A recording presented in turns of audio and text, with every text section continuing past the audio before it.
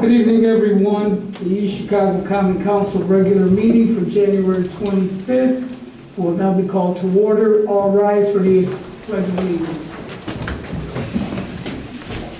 I pledge allegiance to the flag of the United States of America and to the republic to stand, one nation, under God, indivisible, with justice for all.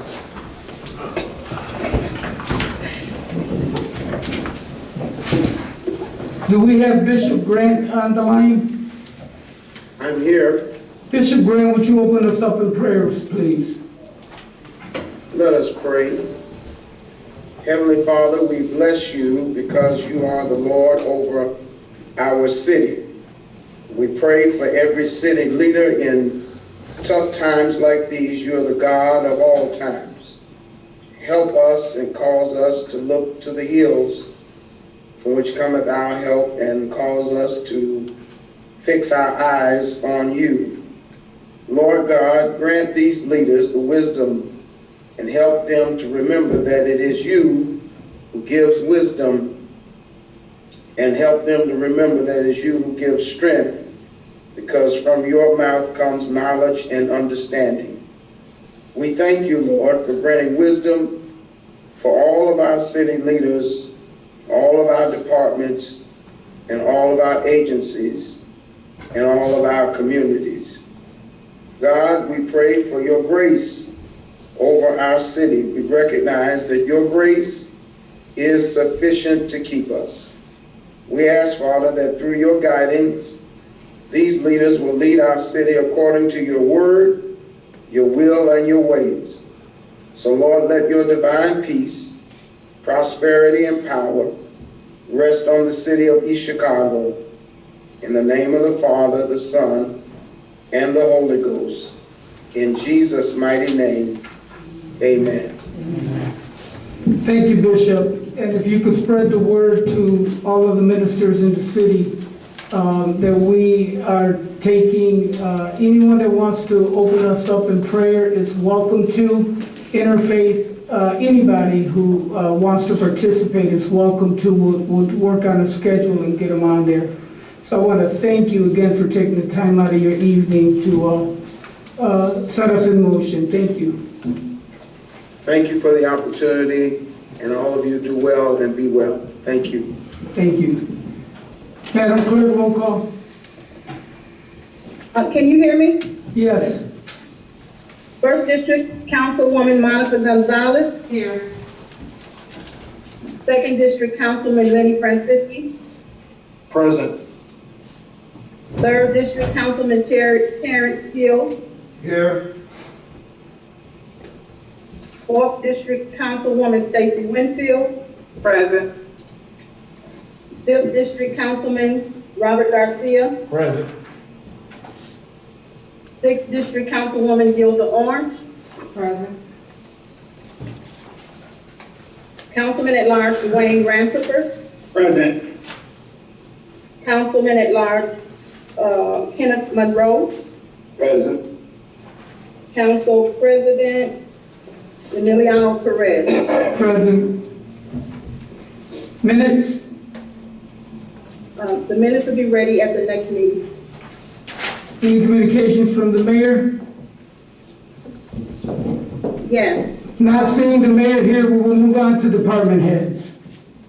Communication from department There is heads. communication from the mayor. There is. I didn't hear you. Did you say there was communication from the mayor? Yes, I have a letter.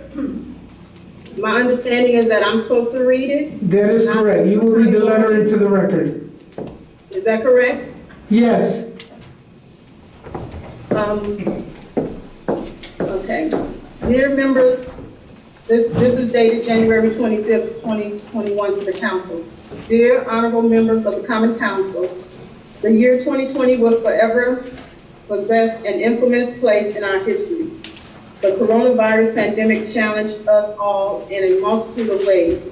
Over the course of the past year, each city department adapted to new safety protocols, shifts as necessary to keep on top of the changing crisis, and transformed into exceptional leaders prepared to mobilized under strange and complex circumstances. We learned in city government to not allow physical constraints to justify insufficiency in city services. We learned to reculture our process to adapt to the pandemic. There were no dates in 2020 that residents of the city of East Chicago were without trash pickup, snow removal, street cleaning, purified water delivery, adequate public safety protection, and committed leadership. Every decision, policy, regulation, and executive order involved knowledge building and knowledge sharing. As mayor, during this emergency, I worked to rein in the chaos in order to create greater efficiency while maintaining transparency and fiscal responsibility.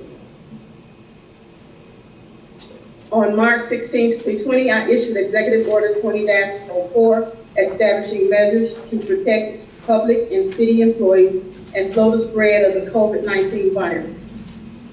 I followed that with other executive orders which required face masks, social distancing, and other reflected best practices which reflected the scientific and medical communities and evolving understanding of the COVID-19 pandemic.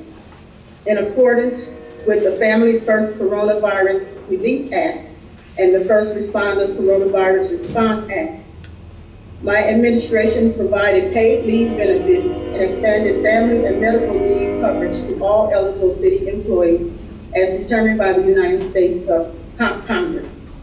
We provided personal protective equipment to all our city employees and worked with our city health department, the Indiana State Department of Health, and others to migrate the spread of the virus and to provide thousands of COVID-19 tests free of charge.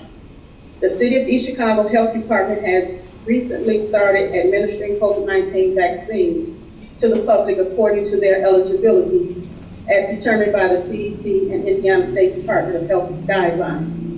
I firmly believe that if we continue to provide testing to detect outbreaks in our community to the greatest extent possible, perform contact tracing, administer vaccines, and adhere to best practices recommended by the scientific and medical community, that we will soon resume a more normal existence, wiser and more conscientious of our responsibilities to one another.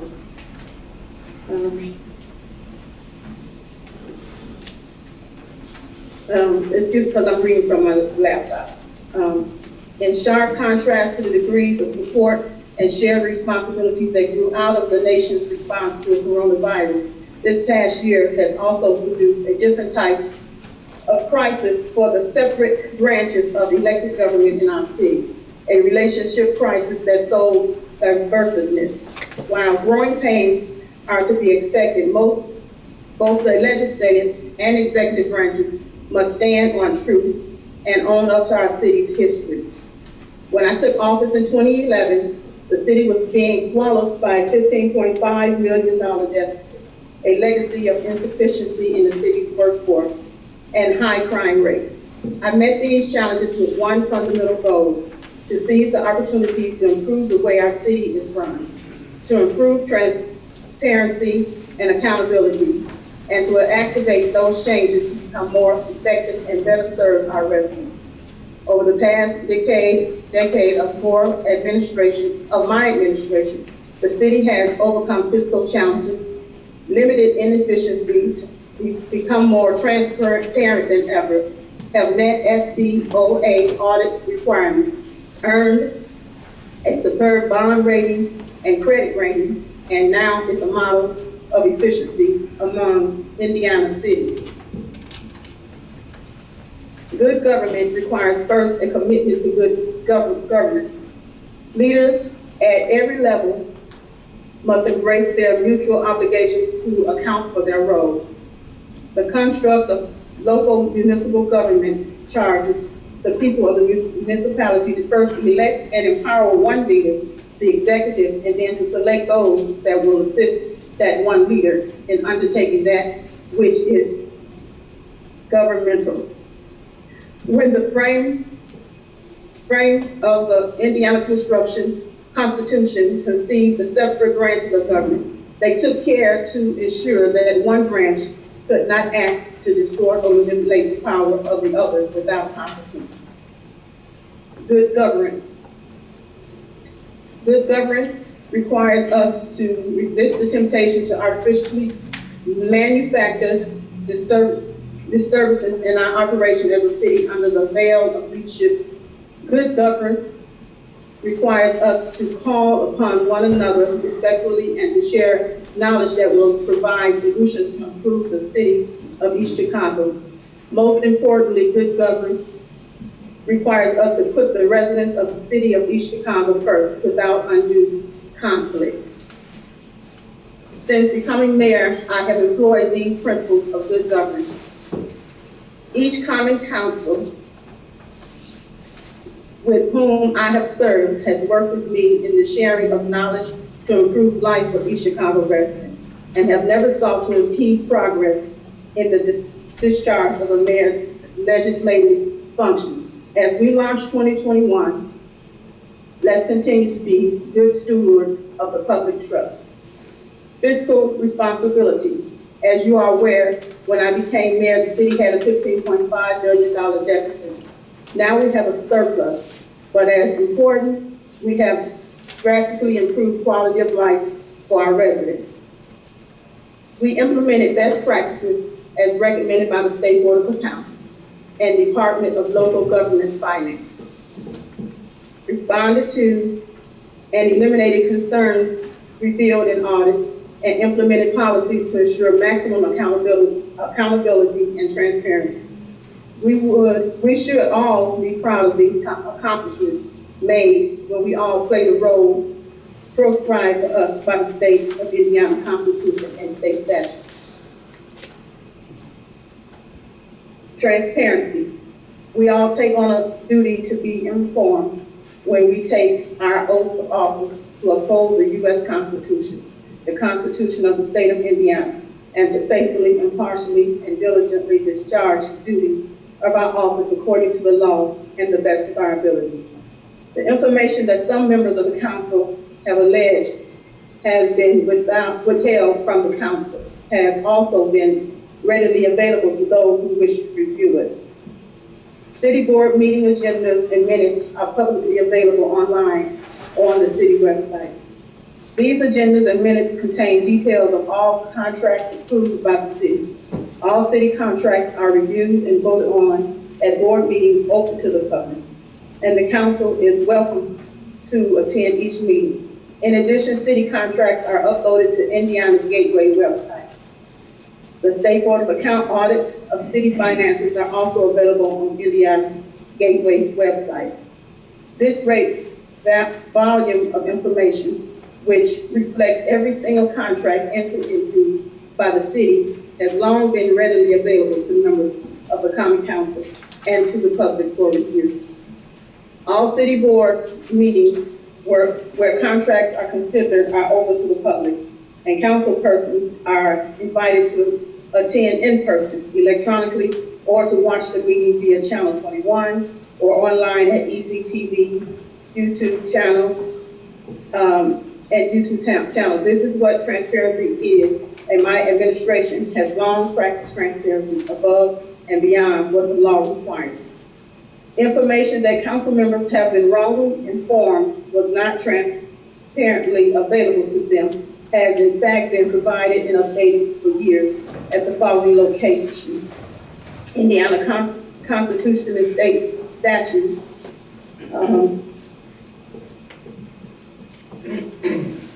City of East Chicago ordinance and resolutions. Navigate to eastchicago.com, government, city clerk, public document center, or there's a link. I'll send this to anyone that wants to read it with the links. East Chicago Board of Commission agendas and minutes, details regarding all city contracts. And it lists the website that you would navigate to, and Board of Works agenda and minutes, and Indiana Gateway and Open Door into local government finance, elected officials, training and resources. The executive and legislative branches of government each have a role to play. The Indiana state legislation gave the executive branch the power to contract and mandate that these contracts be entered into in an open and public manner. The city of East Chicago complies with the state laws on contracting, and this process produces a great volume of information, which is publicly available. The answer to how the city spends tax dollars on contractual line items is transparent and available in plain sight. It can't be distilled down into a short summary, but it is readily available at your fingertips. We each have a duty as elected officials to inform ourselves, absorb and understand this information. When we each play our proper role and honor our duty to inform ourselves by reviewing materials that are available to each of us, then the people of our great city get maximum efficiency from their elected officials. Sincerely, Anthony Copeland, Mayor. Thank you, Vivian. Let's go on to accounts payables. Accounts payable warrant 010821CC, 012521CC, 123120CC, 123120CB, and 123120, it's saying 21, BD. So moved, Mr. President. I got a motion by Councilman Franciski. Do I have a second? Second. Second by Councilwoman Orange. Any questions on the motion? Madam Clerk, roll call. Gonzalez, Yes. Franciski, Yes. Hill, Yes. Winfield, Yes. Garcia, No. Orange, Yes. Orange, Yes. Ransifer, Yes. Monroe, Yes. Perez. Yes. There's communication from department heads. Okay. Who's first? Mr. President? Mr. President? Yes. If I can ask Andy to go first, I know the weather's about out there and she has, No problem. I know the weather's bad. You know? Ms. Lavella, you're welcome to. Oh, I'm sorry, Natalie.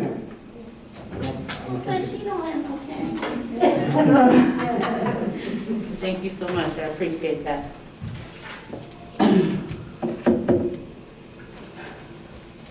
Hold on 1 second before you start. You got your timer there? Yeah, I'm ready. So how much time do I have? You got 5 minutes. I'm not gonna take that, it's full time. Members of the council, Mr. President, my name is Natalie Adams, I'm the manager of East Chicago Marina and the Lakefront. I am here to implore that you not move forward with ordinance 21-001, an ordinance drastically reducing the budget. You are not just reducing the budget, you are tying department heads' hands and putting residents without immediate service. Nowhere in the state of Indiana could I find that any city or state government zero out line items to this magnitude with no regard for its impact. We submit our budgets to you. You speak to every department head that you choose to speak to, make appointments. You're welcome to come to any board meetings that we have. You're welcome to come to Board of Works meetings. For the past 6 years, we've had a balanced budget with surplus. For the past 3 years, you've chosen not to act on those budgets. Councilpersons, you are elected officials of the residents of the city of East Chicago, a high honor, where you have been elevated to be the eyes, ears, and the conscience of the people. With this ordinance, you are making a statement that something inappropriate is being done in the city of East Chicago with finances. And that is just not the case. We pride ourselves in total transparency, open to the public, open to you. With this ordinance, citizens won't be able to immediately get services that many times they need. We'll have to wait for meetings, get things passed, first, second, third readings. These budgets have already been approved. So that's where many of us lie in confusion. We have all seen what infighting and politicizing standard processes have done to our nation. I ask that you not allow this to happen in our city. That's pretty much all I have to say. I pray that you think this through before you do this, because this act will negatively impact our citizens, negatively impact our city. Thank you. Thank you, Ms. Natalie. Sandra Favela?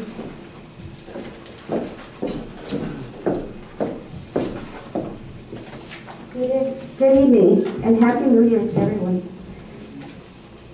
Council President Perez and all members of the council body. I am Sandra Favela. I am the Chief of Staff to Mayor Anthony Copeland. As some of you know, the job of Chief of Staff is ever-changing and requires a leading and chaotic environment. On the one hand, I must respond to the needs of the employees of the City of Chicago so that they can give full attention to their daily tasks. On the other, I give redress to the residents of the city so that the concerns can be met. And then, on the other hand, I'm charged with the responsibility to lead a coordinated effort to provide effective solutions to urgent problems in the city. Most of the Common Council knows me and is familiar with the passion and commitment which I prosecute in my responsibilities as the Chief of Staff. However, no part of what I do is a solo act. Each of the department heads that you will hear from today form the integrated vision of Mayor Anthony Copeland for the City of Chicago. Every day, I have had to task each of the department heads to go above and beyond. To a person, I have received total buy-in.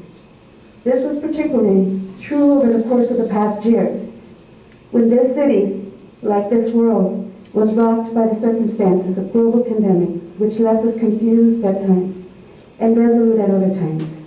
Yet, nonetheless, this staff, under the unflappable leadership of the mayor, adapted and progressed. I think it's very important that each of you know that the mayor and I are very proud of them, each and every one of you. Very proud of everything that you've done. They are the core leadership that keeps this city moving. And I think it is equally important that we take a brief moment to thank the department heads for their fine work and true commitment. Thank you, Council, for joining me in applauding them. They worked very hard, not only for you, but for the residents of East Chicago. Members of the Council, it has always been clear to me that you love this great city of East Chicago, and you take your role very seriously. Every presentation ever made before this council represents what these department heads and I live with every day. We do not take lightly our job duties. When, on behalf of the mayor, we make the request to the council, we do so knowingly and respecting the deliberations you must undertake to approve our request. The city's in good stead because we all have committed to making it a better place for everyone to live in. So, I humbly request that the council reconsider their decision relating to zeroing out the budgets, as it may affect the rapidness of getting things done in each of your districts. We all want to see great things in East Chicago. Thank you. Thank you, Ms. Favela. Diana Burns? Got the clock ready? No, I'm making sure. Okay. Good Go ahead, evening, Ms. Burns. Mr. President and our Common Council. Thank you for having me here today. I'm asking for your support. can't even and won't go on to explain what's going on not only in our city, but in our country. East Chicago has a positivity rate of 9.8 right now. We embarked in October of doing COVID testing. And as you know, we are a small department, but we've had enormous help from everybody, all the department heads here in East Chicago, and we're very, very grateful for their support and for your support. We test 600 plus people a day. A week. They're coming from all over. Since we can't limit our testing to just East Chicago because we get, this is from the Indiana State Department of Health, we have to allow that. We just embarked on doing our vaccines on January 12th. We've done over 600 vaccines in 8 days. So it's become a task. It's become a hard task with, such a small department. But thank God, we've had support from everybody. I've had to call on everybody who's here to help us get this done. But we want to get it done. We want our city to be safe. We hope to turn this corner and to move out of this pandemic. We don't know when that's going to happen. So I'm asking you to continue to support us and our departments so we can get through this. I can't get through this without all of you all. So please, let's get together and do what's right for our community. I thank you and God bless all of you all. Thank you. City Controller Val Gomez. Council members, I've had 5 pages of notes, but I think the mayor's letter and Natalie's fine speech took about 90% of my speech. So I'm going to speak off the cuff. There's the issue of transparency. As controller and as Board of Works president, I deal with this heavily. And I want the council members to be aware. The State Board of Accounts comes every year to audit us. They're here for 8 to 10 weeks. They do a state audit and a federal audit. They're complete. They call every department. They go through all our financials, all our records. Steve can tell you, it's a very intense audit. They go through the Board of Works, all our minutes, all our contracts. Since 2011, we have not had a major violation or a major note on their report. The council president and council members are invited to the entry meeting with the Board of Works and the exit. And while they're here during these 8 to 10 weeks, I always ask them, has anybody called, because we have questions about our transparency. Not one council person has ever called them since 2011 to now. So when people say we don't have transparency, it's there. Gateway, the states, we're required to put in all contracts on Gateway over 50,000. There's transparency there. I think for the first time ever, all our board meetings, we have a court reporter. They're on film. This was never done before. I was on the fire department, fire chief for 10 years. They used to come to every meeting. They weren't recorded. They weren't court reporters. The transparency is here. I don't know what the issue is. I think if you just ask, we have it available. And zeroing out, like I mentioned before, last meeting, when you zero out so extreme, Diane here, which she didn't mention, she was just granted a $50,000 grant. Right now, you're going to zero out both of our grant funds. That's going to zero out her $50,000. Now she needs it to get these people under contractual for vaccination. If you zero that out, you know what that means? We can't touch it. We have to come to you with an ordinance and appropriation. There has to be a public hearing. The time delay just for her to get the contracts out and signed for these vaccinations, you're adding weeks to us. Even if you wanted to say, okay, fine, we'll give it to you, you can't do it. You're constricted by the public hearing for the appropriation. You could ask Steve, if I'm wrong. And then you have to have the hearing, then you have to have the readings, and then it has to come to the board, to their board, health board or the Board of Works. So that's time. I think a more fair thing, if you wanted to, instead of zeroing out, like Natalie said, there's nowhere in the state that zero out complete to extent. I've seen where they zero out, they cut back 50% or 2/3 of a fund. So then you have a working material. We have, I mentioned last meeting, 85% of our contracts are small. They're for services or work for, doing things in the city. These contracts are invented in November, December.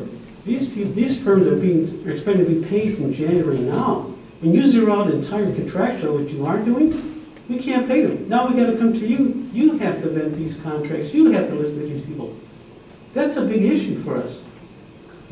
I'm hoping you can maybe come to a compromise. Maybe there's something you can amend or take more time. This is serious when you zero out complete funds. Thank you. Thank you. Chief Rosario.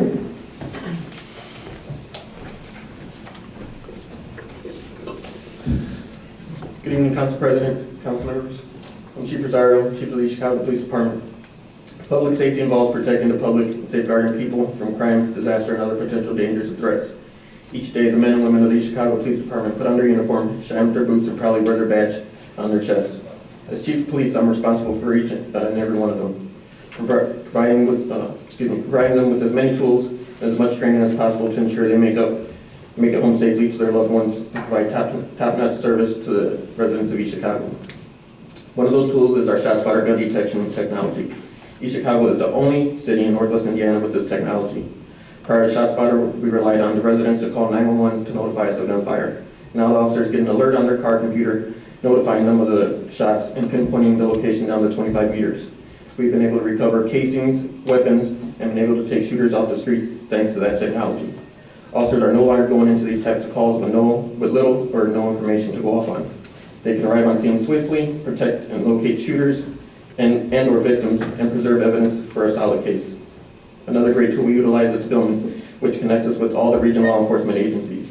Officers search for wanted subjects, stolen cars, guns, and so on. All of that information is right at their fingertips. This is very useful, but more importantly, it's a safety issue. With it, the officers do not have to go on these calls uninformed or in the dark. An officer will know if the vehicle is stolen prior to them making a traffic stop. They'll know if the person that they have stopped has a warrant out for murder. We're able to do all that due to the AT&T FirstNet service that we have in our squad cars. Without our FirstNet connection, we have no ShotSpotter, no Spillman, no license plate readers. Officers will have to wait to be dispatched instead of being proactive in responding to calls as they pop up on the computer screen, which will further delay their arrival times to these types of calls. When you talk about public safety, you cannot help but think about police officers. Last year, we tested and I hired all eligible candidates and exhausted the hiring list. I recently opened up the hiring process again. I'm 11 officers shy of my 98 I am budgeted for. There are deadlines that need to be made when going through the hiring process to ensure I get the candidates in the upcoming police academy. I have to pay the polygraph examiner for physicals, the psychologist, and for uniforms for the academy and also for patrol. Having to wait for a bi-monthly meeting is going to hinder me and possibly have me miss getting my applicants into the academy. I hope you do reconsider before zeroing out my budget. I'm just going to continue with the chief on the same time. As the chief mentioned, we're going through a hiring process. I'm sorry, Deputy Chief, you don't get another 5 minutes, sir. No, I said, continue. It's time for I'm 5 minutes. It was up. As the chief mentioned, we're going through a hiring process, and currently we're at 87 officers, and we're trying to hire 11 officers this year, so we can get back to our maximum staffing of 98. It's taken us years to get to this point, but that's what's consistently doing 2 hiring processes and phases in the year. Our vendors need to be paid in a timely manner, because before our officers go to the academy, we have to pay them for uniforms, we have to pay them for the equipment, the psychological exam, the medical exam, the lie detector test, and then last but not least, the police academy. Currently, the police academy has 50 departments that go to them for officers that are recruits to go to the academy. Well, they only accept about 40, and they're going to go with a first pay basis. We were fortunate, we got bumped this past year, but there's a favor because 2 people actually dropped out, so we got all our recruits in. But this delay in payment can actually bump us from the academy and getting our recruits in there on time, which now, without them going to the academy, we can't get them on the streets. So they'll be basically sitting at the station. The Northwest Indiana Academy, again, is who we go to, because down south they're closed for right now. And they're also always full, and it's hard for us to get to them. So a late payment will definitely jeopardize us in getting our slots in for the recruits. And without that training, again, we're not going to be able to get them on the streets. You know, I say all this because we've always been transparent as where our money is spent, and we've never had an issue arise on how we manage the money allotted to us. You know, this new change can cause a delay in payment and put us in jeopardy of losing some vendors, which in turn will delay our hiring process. So, thank you. Thank you. Chief Anthony Serna. Good evening, council members, Council President Perez, and council members here and those joining on Zoom. Happy New Year to you. I'd like to take this opportunity to ask you if you could please consider rescinding your ordinance 21-0001, or possibly at least tabling it to have more discussion. As you've heard other department heads, and especially Police Chief Rosario, the real impacts that zeroing out, the line items that you're zeroing out have on the fire department. We are also in the hiring process. We use the same polygraph examiner that the police department uses. We have various services that are provided to us through the items that you're zeroing out, not only from the fire department's line item that you zeroed out, but also through Public Works. We go to Public Works with all of our contracts, and when you zero that out, you're zeroing out from small things like the pest control that we have at our stations, to some of the bigger things like the contracts we have with UL, Underwriters Laboratories, to inspect and certify our ladders and our rigs. There's a number of things, including our psychological, our psychologist who's with us, you know, with these trying times and everything that we're all going through. That's one that is, it's hard to see that not be able to be funded. There's also, of course, various other items that are covered under what you're zeroing out, such as sanitizing our fire stations professionally with a professional service when COVID outbreak happens, to just our maintenance on our fire extinguishers, maintenance on our SCBA, to refill our bottles. There's just so many things that are touched. But I just want to ask that I know you've heard from department heads and you're going to hear from other department heads. I would just ask that you consider, again, either rescinding or tabling your ordinance here, so you can, whatever the goal is, whatever it is that you're trying to accomplish. I think maybe there's some effects that you didn't anticipate that are going to happen, and I just ask that you reconsider it and at the very least table your ordinance. Thank you. Thank you, Chief. Pat Melendez.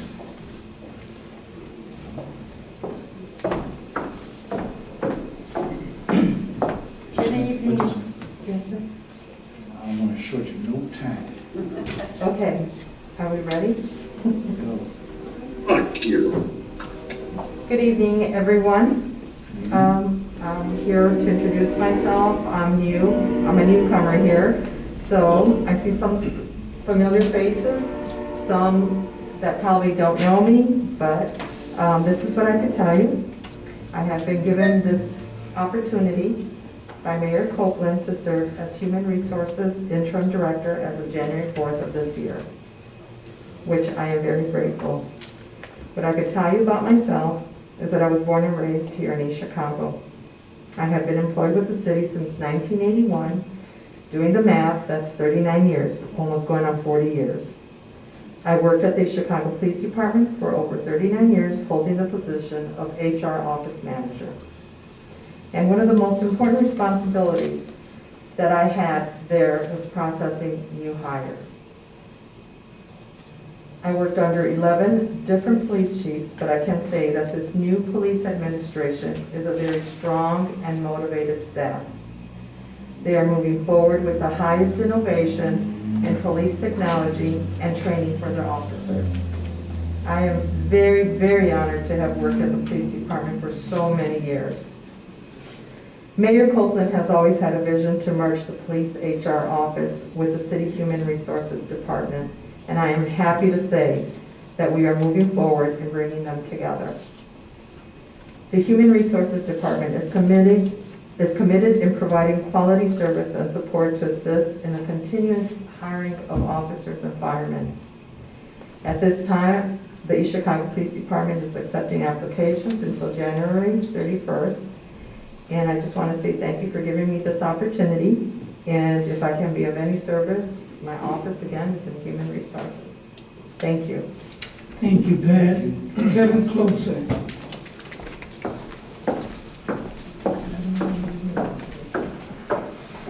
Good evening, members of the council. Kevin Klosek, the IT director for the city. And I want to touch on the same items that my predecessors talked about, namely the ordinance that is seeking to zero out certain funds through the city budget. And with regards to the IT department, there are three items: the contractual services, other services and charges, and other machinery that are comprised of items in my department's general fund or operating expense or operating budget. And I can just say that if these items are not available, the bulk of what I have there is strictly what it says, operating. And without those funds, we jeopardize a lot of services that the IT department is responsible for and services that drive the operations throughout the city. So with that, I'll be brief and just ask that it's considered through this ordinance to take a look at these items that are being zeroed out that are considered operating expenses, and consider that they be left in effect so that we can operate.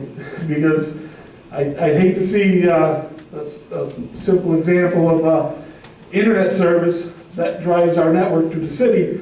If I'm not able to pay my monthly invoice, which we've already received for January, and that service is disrupted, our complete operations throughout the city is gone. No payroll, no vendor checks, no utility billing, because that's all driven through our Munis application, and without the internet service, there's no Munis application. So it's important that IT is able to continue to function with the budget that they have to be able to maintain these expenses to keep our city running. Thank you. Thank you. James Portalapi. Just a minute, James. Go. Good evening, Mr. President and members of the council. James Portalatin, East Chicago Building Commissioner. My purpose today will be to request your support for contractual funding. To provide a summary of my department, we enforce the minimum standards for protecting the environment, general welfare, health, life, and public safety. Our goal is to promote and maintain a safe and desirable living environment, which will improve property values and enhance the quality of life for all residents of the city. When our residents call with a concern in their voices about an abandoned house or building, which often becomes a site for criminal activity, we must take action. In my role as the commissioner, I have remained committed to the vision of building our city up to become a robust, vibrant city full of hope and opportunity that we all know it can and should be. With progress on our side, can you envision new homes in the West Calumet area and seeing that community thrive again? In fact, we have received an award from IACDA in the amount of $700,000 with the condition that the city will provide $350,000 from city funds. This can be affected if funding is not available. In addition, this year contractual services are needed to support our ongoing efforts of removal and improvement. Demolishing properties are not easy, and unforeseen circumstances along with additional costs can occur. For example, underground storage tanks, friable materials that have gone undetected. Some properties have been identified as extremely dangerous and unsafe to enter to perform the necessary pre-demolition work. Ultimately, we need the capability for the to take care of the unforeseen quickly. Creating a visual allows me to share a few addresses that meet the criteria of demolition. These are properties for which have appeared before the Board of Public Safety, and an order of demolition has been obtained and therefore are in the process of being bidded out, hopefully this March. So they are a few addresses: 4109 Magoon, 4138 Magoon, 501 West 144, 5026 Todd. That's a really bad, that's a fire damaged property if you go there. 4948 Melville, 4802 Ivy, 3802 Fur. These are just some of the properties. In addition, there are several garages that we have written up that have gone before the Board of Safety that we also intend to bid out. So we've worked very hard. Our Code Enforcement Division has worked very hard. We've done all the legwork to bring it before the Board of Safety to finally get the demo orders. And we're requesting that you continue to support the building department, the contractual service that I'm requesting. Without your support, unsafe lighted structures will remain present in each of the districts, and it's just going to be a nuisance for you and for the residents there. So I ask that we work together as we have done so in the past, and together we can continue to solve this problem that has plagued our city long enough. Thank you so much. Thank you, Mr. Portalatin. Mr. Zarawai, Dr. Zarawai. How are you? President, this is the Dr. Abdurrahman Zahrawi, Utility Director. Just to give you two updates about Roxana subdivision projects and the other state that this city council has appropriated the money for these two projects. So far for Roxana subdivision, we spent around $500,000 cleaning around 5 miles of cleaning and video inspection for the sewers and storms. We lined around 544 linear foot and inspection, and also we lined from Shell Street to Indianapolis Boulevard.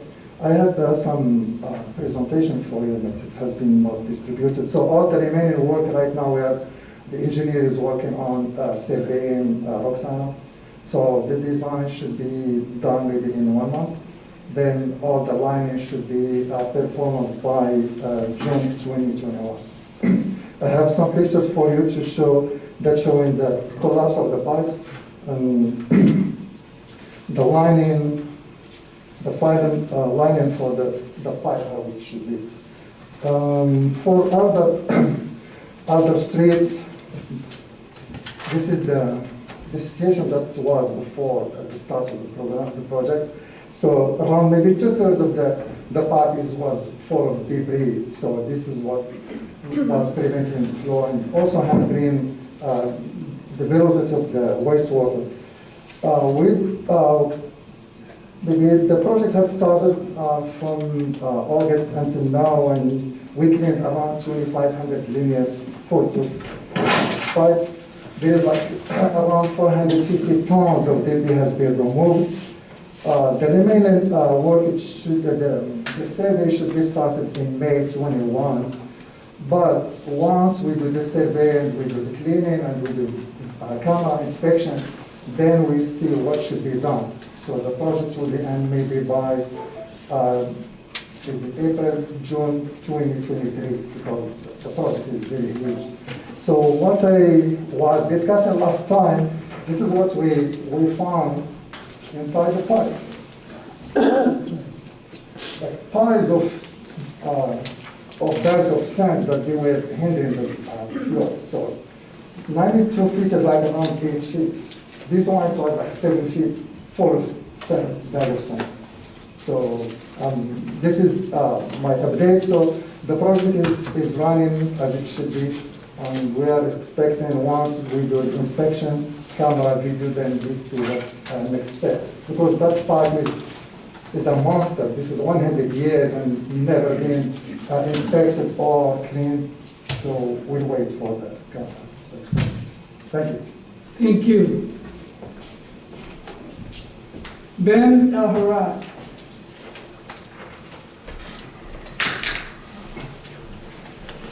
Good evening, ladies and gentlemen. My name is Ben Al-Harris. I'm electric engineer of utilities and manager of filtration plants, conventional and membrane.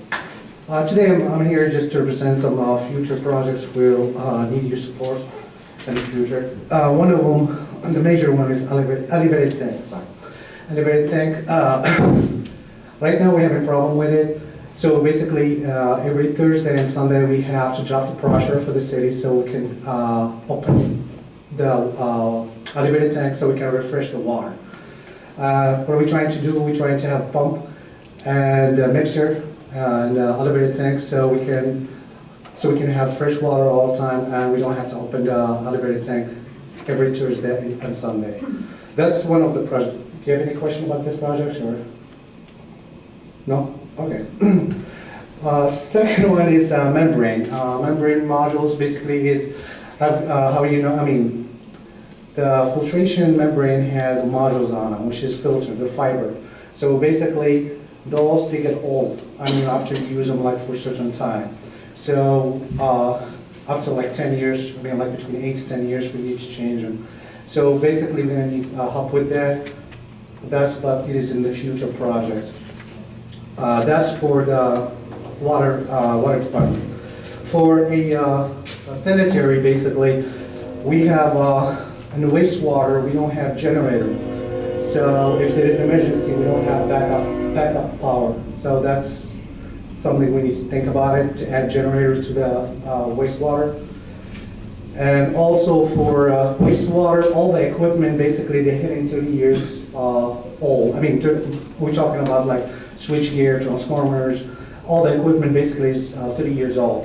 And for the pump station, they're like 20, getting there to 20. I mean, average all the equipment in the sanitary basically is 25 years. That's the average of. So that's almost the life of the equipment. So we're talking about like PLCs, SCADA, MCCs. I mean, all this equipment needs to be changed sooner or later.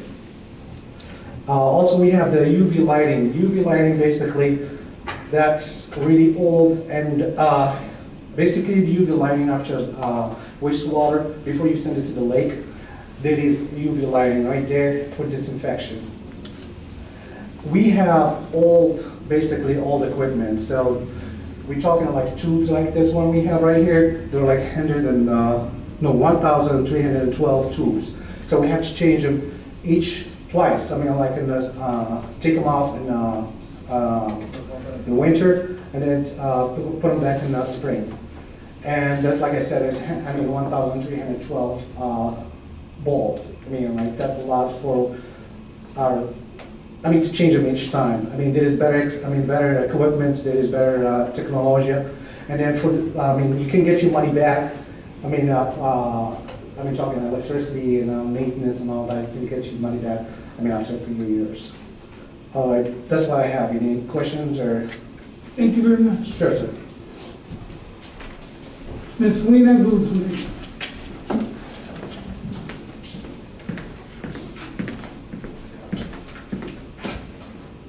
Good evening, council members and council president.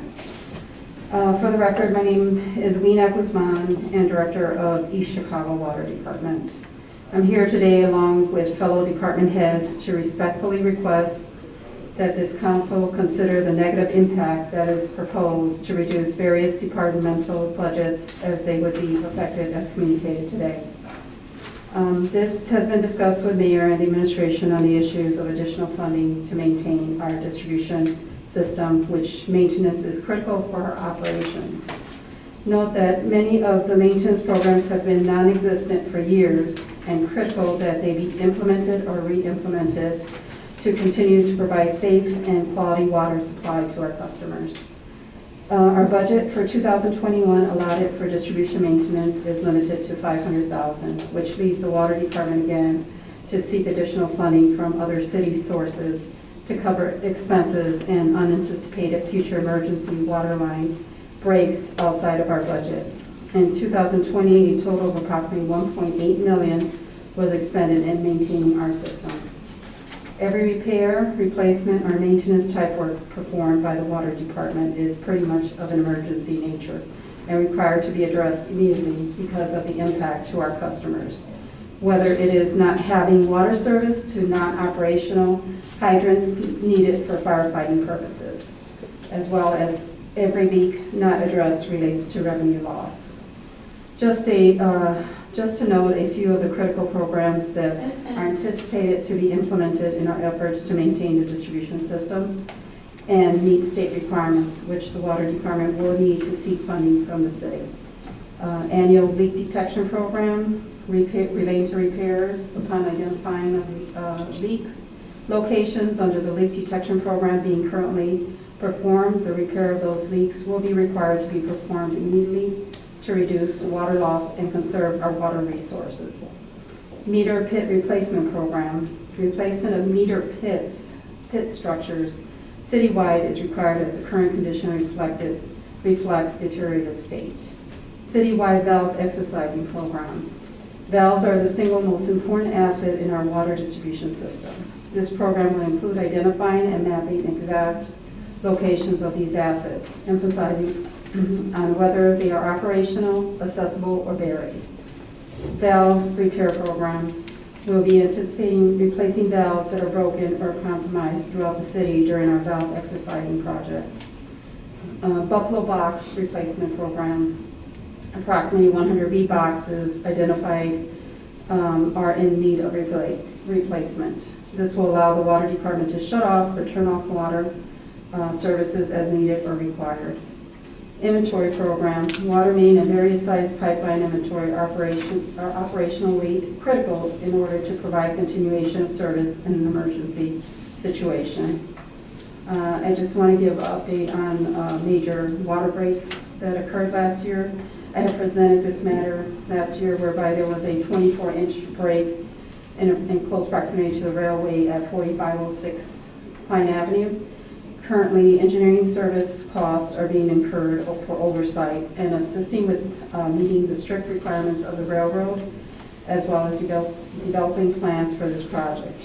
Upon completion of repairs, we are estimating the additional costs to be approximately $100,000.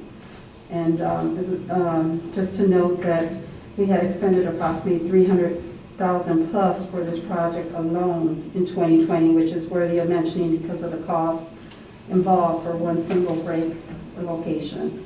This is just one example of the water department not being able to cover the enormous costs for these type of emergency repairs, which we will need to request funding from the city. We want the council members to have the understanding of how important it is that the reserve funding or surplus is available for required programs as well as emergency-related issues, which affect not just the department, but the 30 seconds. Okay. Why we are in existence, our residents and customers. In closing, it is respectfully requested that this council consider their decision relating to reducing the various departmental budgets, as it will affect each of your districts, departments, residents, and our overall city's progress. Thank you. Thank you. Mrs. Vanessa Orange. Oh, I'm sorry, Douglas Powers. Douglas Powers.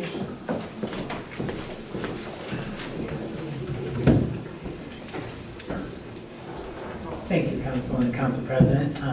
My name is Doug Powers. I recently came on board as a city planner for East Chicago, so I'd like to briefly introduce myself. I think that the previous members have made you aware of how 2201, the significance of your decision on this. So I'll just give you a little bit of background about myself. I started here on December 1st last year. Prior to that, I was the county planner for Elkhart, Indiana. And before that, a lot of my experience was in Michigan. I worked with Safe Routes to School grants, Sustainable Built Environmental Initiative, repurposing corridors, beautification, things of that nature. And I had attended my graduate studies there as well in urban planning. So since I've been here, there's a few goals and areas of interest that I've been trying to look into. Ideally, we want to make the documents accessible, make it a lot more transparent and easy use for the general public. So one of those issues has been modernizing the documents, making it as to where it's easier to access and do quick key search, things of that nature. So the public can access that information a lot easier. Beyond that, I've been looking into paying with credit card options, because currently that is not something that we've been able to do. So people are requesting building permits that end up needing zoning clearance, and there's a cost there. This could potentially cause delays on that aspect. Other issues that we've currently been facing is the zoning ordinance has not been constantly being updated. Therefore, any ordinances that have been approved by the Common Council may or may not be in that book, and I'm sure your attorney can let you know about the legal ramifications on that. So I've been looking into some alternative options to make that more easily to update. An additional issue is that we've had some special uses that have been approved, and you may no longer see the relevance of them. And so the properties that are procured by the city, been looking into those, so that way, in the near future, you may see some requests for rescissions coming about, so that way we don't potentially have adverse uses that were approved being then sold by or donated by the city for someone else to potentially continue that type of use years down the road when we're no longer considering that. Currently, obviously the Economic Development Commission, you're all more than welcome to come anytime. We currently have the facade program, which will be coming to you shortly on potentially a renovated version of the resolution to make sure that it's as applicable and efficient as possible for what it is that you gentlemen in the city see fit. Also, along with the business incubator program, there's a high propensity for there being additional opportunities to come through the ADC and coming in front of you guys, because that's the only way that it's going to stand relevance and potentially be able to help as many people as possible. So thank you. Thank you very much. Ms. Vanessa Orange.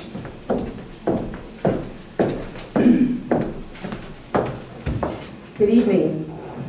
It is with great disappointment that I am here before you to ask for all of you to reconsider voting to zero out budgets.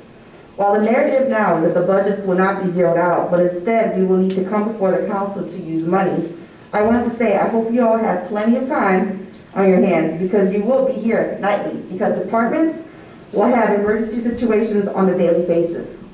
The Parks and Recreation Department is very visible, having total 17 parks with 2 or 3 in your districts. Community members consistently call and praise the beauty of their parks in their backyard. They continuously thank us for taking care of complaints and keeping up with parks in a swift manner.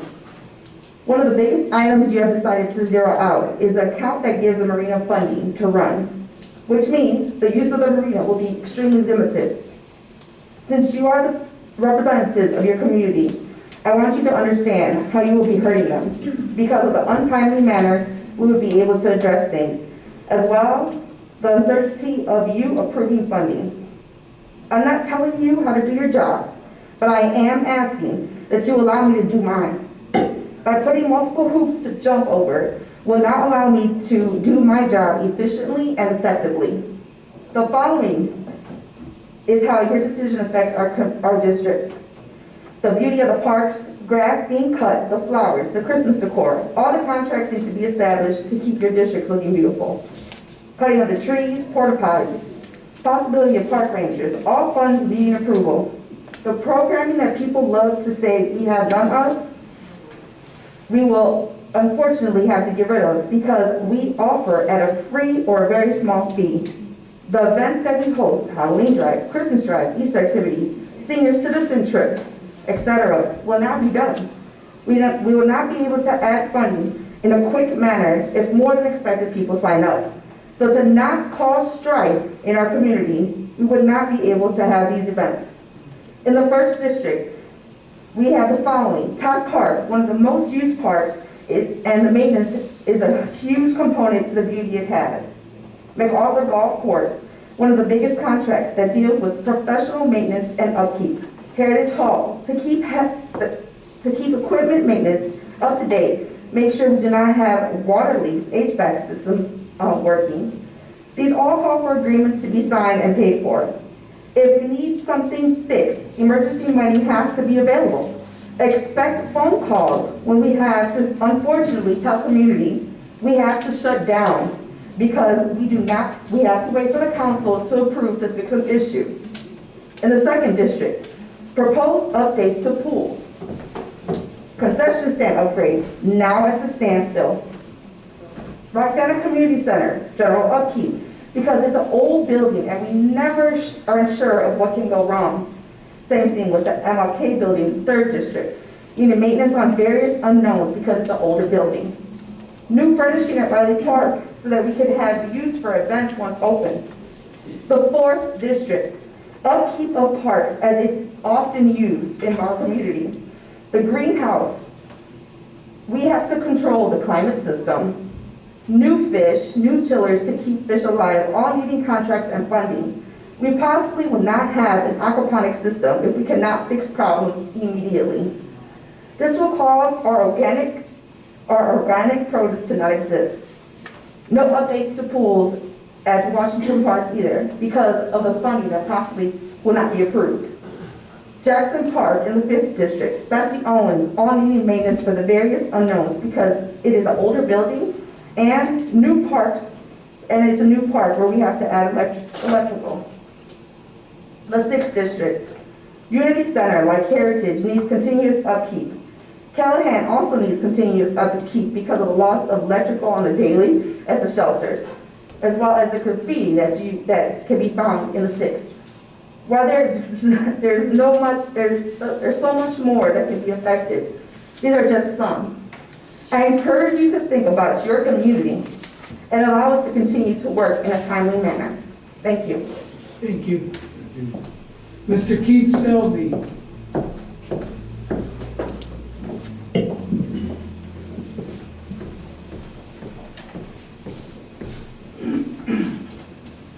Good evening, Mr. President, council members.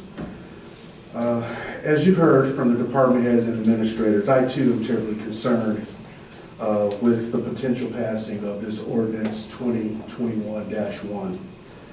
Out of all of the departments that have spoken, it hits the public works and the sanitary department the hardest.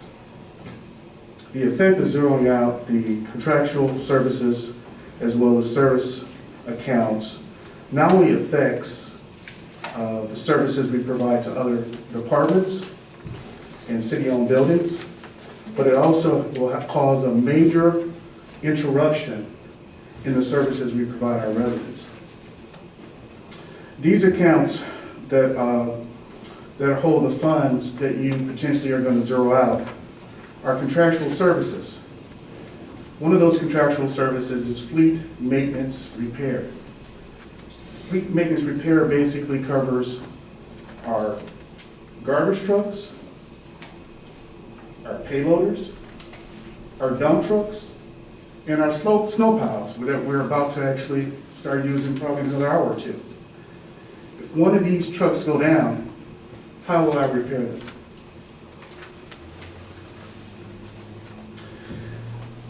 I don't think you've thought about the impact of having a couple trucks down at a time. As most of you may know, each piece of equipment is assigned to one of your districts. So that means that it can affect your garbage collection, your recycling collection, It can also affect the plow removal in your particular area, if not funded. These accounts also hold the funds for contractual services like heating and cooling. You guys are sitting in here with nice heat and cooling. I pay for that. Repair if it's needed or if it's down. Electrical repairs, pothole patch is paid out of that account. Tree removal services, board ups, generator repairs, tire recycling, city-owned building maintenance, janitorial and disinfectant supplies, citywide alert, alarm services, as well as security personnel. I, as your Public Works Director, have to plan for the what-ifs, the unexpected, and emergencies. And if this particular ordinance passed, it would severely hinder my ability to react. Example, most of you were here 3 years ago when a day similar to today turned into one of the most severe snow events that we've had in decades.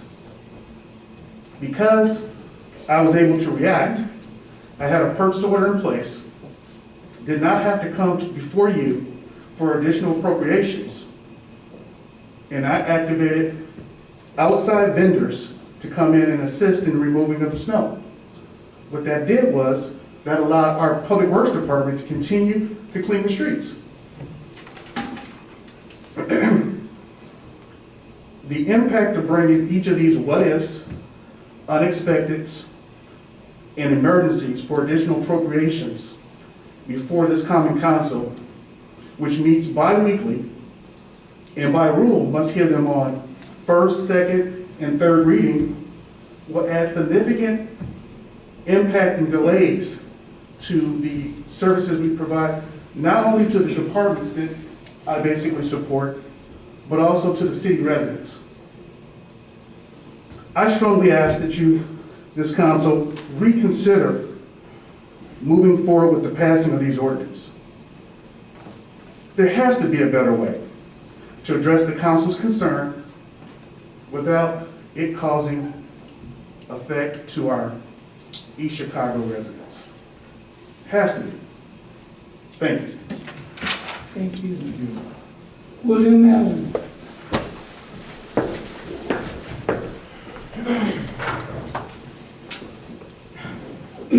Hello, Common Council. My name is William Allen, City Engineer. By zeroing out the construction and contractual funds for the engineering department, we are delaying important projects. The public citizens and business owners depend on us to have working, functional public infrastructure and utilities. We have a street like Homerly Avenue from 148 to 151st Street, for example, which if driving that stretch literally feels like a roller coaster ride because of the failing sewer underneath the road. We have been planning and designing for this project for over a year to now be stripped of the funds to proceed with this project. We have a working process on how we acquire contractual services and the construction labor that follows. Extra unnecessary steps are now being taken for reasons unknown, stopping the departments from conducting work efficiently. We already have boards in place to screen proposals and agreements for projects, making sure all laws and regulations are followed. These projects are done for the public and can be accessed by the public, as anyone is free to attend and observe these board meetings. Nothing unlawful is being done, and there is nothing to hide. To now go through a second screening process where additional appropriations, readings, and public hearings must take place prior to board approval adds unneeded time to a process with no issues to begin with. Most construction projects must go out to bid, which roughly takes about a month. Now we have the time needed for the council's process. We are now looking at a delayed start on a project, a condensed construction schedule due to less favorable weather, and even additional costs if we attempt to dictate the contractor's schedule. Zeroing out the budget affects all work. This includes new projects and maintenance within the city's public right-of-ways. Examples are in District 1, The remaining alleys west of Indianapolis Boulevard, this includes repaving them in some cases. For Homely, for example, replacing the underground drainage system, repaving Exchange Avenue, replacement of failing sidewalks, sections of sewer underneath Indianapolis Boulevard that are, at this point, are being monitored that may need to be replaced. 2 blocks are being assessed at this time, one in District 1 and the other in District 2. Also in District 2, the reconstruction of Homeowner Avenue from 148th to 151st Street. Many alleys between White Oak and Indianapolis Boulevard need to be repaved. Alleys around Bering, Northcott, White Oak, Walsh, and Olcott. We have a new bike trail project that's in the works, Marquette Greenway, that travels alongside the southern border of Kosky Park. We also have a partner roadway enhancement project with NDOT on Michigan Street near Kennedy Avenue. In District 3, the continuation of alleys within the district, Kennedy Avenue, enhancements to it from Chicago Avenue to the southern limit. We plan to replace the sidewalk from Chicago to 151st and the asphalt from Chicago to the southern limit. Numerous sidewalks and ADA improvements within that district.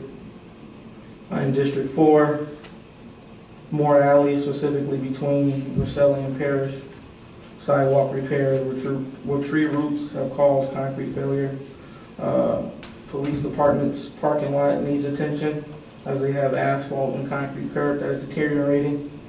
District 5, design calls for 129th and Dickey Road intersection improvement project, which involves federal grant and local money. We're required to pay our local match prior to construction for NDOT administered projects. Opportunities for additional enhancements for projects that are happening now, for example, Hemlock and Ivy. This includes additional sidewalk and curb work. In District 6, we're planning for a structural resurface of Hawthorne, maintenance on a few alleys and sidewalks. But citywide, among all districts, all crosswalks and stop bars need to be restriped, as well as ADA ramps need to be replaced. At every signalized intersection, maintenance on our Opticom equipment must take place. This helps clear pedestrian traffic for emergency response. Also note, this is excluding emergency contractual work, which occurs every year. And contractors have not forgotten about not getting paid for rendered services, and still to this day are cautious about doing work with East Chicago. We have sewers and water main breaks that need to be repaired quickly, but they won't be addressed until there's no money in the budgets.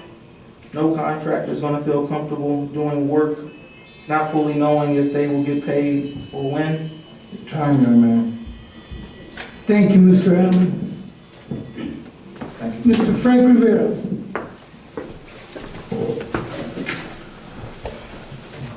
Good evening, Mr. President, and members of the board. Just wanted to go through a few areas that, like my colleagues, we all have a vested interest in making sure that we all realize what it is that we're trying to do in terms of making the city continuously grow. And I know that's in your hearts, as well as our mayor and the rest of my colleagues. We all are striving to do best. And currently what I want to go through is a couple of things that I think you need to be aware of. For instance, the Homeowners Incentive Program, CDBG and Home Funds, the Chicago Redevelopment Commission on Tax Increment, RDA Guthrie Street Project, Harborside Apartments, that's Section 8, CDBG and CARES Act COVID-19 HUD allocation. These are some of the areas in which you're zeroing out. As for the Homeowners Incentive Program, currently, as of its inception of 2012 to 2020, we've had 320 new homeowners, at $3.25 million expended. So this program is an excellent program, and I know in the past, many of you have said that this program is excellent. To zero it out is going to be an issue. Why? Because now I have all these closings that are coming down the pipe. I'm going to have to defund those because of the fact that we don't going to have no funding for this program. Satisfaction of mortgages. I got a bunch of satisfaction of mortgages that people have that once they get to a certain level in terms of their performance and living in their homes, I have to record it. Now, I'm not going to have anybody to go and record it if all the dollars are going to be zeroed out. workshops will need to be canceled. And I know that we all know that you have to take a workshop for 8 hours long in order to receive the dollars for the homeowner incentive program. As for CDBG and home funds, currently the homes in Sunnyside will be affected because right now I got a lot of things that are going on with the Sunnyside program in terms of that facade program. Residential rehab loans, 100 citizens are paying on loans. Who's going to take that into consideration of paying that off, because that goes to HUD as part of the program income. And I won't have staff to be able to do that because you're zeroing everything out. Residential rehab loans, and then also take into account Superfund 2 and 3. James and I have worked very, very diligently to make sure that we do what was needed based on HUD and EPA forcing us to come to the table and be a part of everything that they were doing there. And everyone knows where Zone 2 and 3 is at. And we've cleaned everything there. However, because of the fact I'm going to a zero account, I'll have to tell 17 residents who are waiting in the woodwork, because when this Superfund came about, I had to push everybody back. I couldn't do anything in Zone 2 and 3. So now, I'm about ready to start them up. I got 2 of them already starting up. Now I'm going to have to call those 17. Just be on the lookout that you might be getting telephone calls from your residents saying, wait a minute, what happened here? Now, I'm your RE. What's an RE? Recognized entity. I'm recognized by the mayor and HUD as the person who establishes contractual services for all our environmentals. We're not going back to the Superfund issues back in the day. We're going to make sure that everything is done correctly environmentally, and that's my responsibility, and the mayor's as well. The other thing, ramp programs. That's going to go out the door. I'm not going to be able to establish any ramps. Emergency programs, furnaces go down. I got one going on in a Superfund zone. I might have to cancel that out. Residential roofing program. Program's been doing a very good, very good process, because we all know that once the roof goes, the rest of your home is going to be gone. It's a fact. So we've been doing pretty good with that, and that will be going to zero. As for the tax increment, Steve can vouch for this. We still owe a whole lot of money there. 14 million. And we still have a lot of issues in terms of the bond life, which is 9 years. Take it to zero. You might have some issues down the road. RDA, passing. That program hasn't even finished, the Guthrie Street project. Take that to zero. RDA may not be too happy down the road. Harborside Apartment, HUD Section 8. That's our Harborside Apartments. That's all federally funded. Right now, you take that to zero. I can tell you this much. Somebody's going to report what's going on with the money. Where are we at with the money? How come our residents are not receiving the type of services that they're supposed to be receiving? So just be on the lookout. I can almost imagine her calling your attorney. CDBG and COVID CARES Act allocation. We constantly keep going through this phase of having to come up here and have things zipped out. And when things get zipped out, I have to go through a substantial amendment. That means I got to start all over again. Each time we do this, I got to start all over. Just one more comment. Thank you, Mr. Rivera. One more comment. That's it, Mr. Rivera. Thank you. Thank you. Okay. Thank you so much. All right. Any committee reports? Vivian? I don't have anything. Any board reports? Delana here. Hi, Delana. Welcome. Hi, thank you for having me, Mr. President and council members. Did you all receive my report?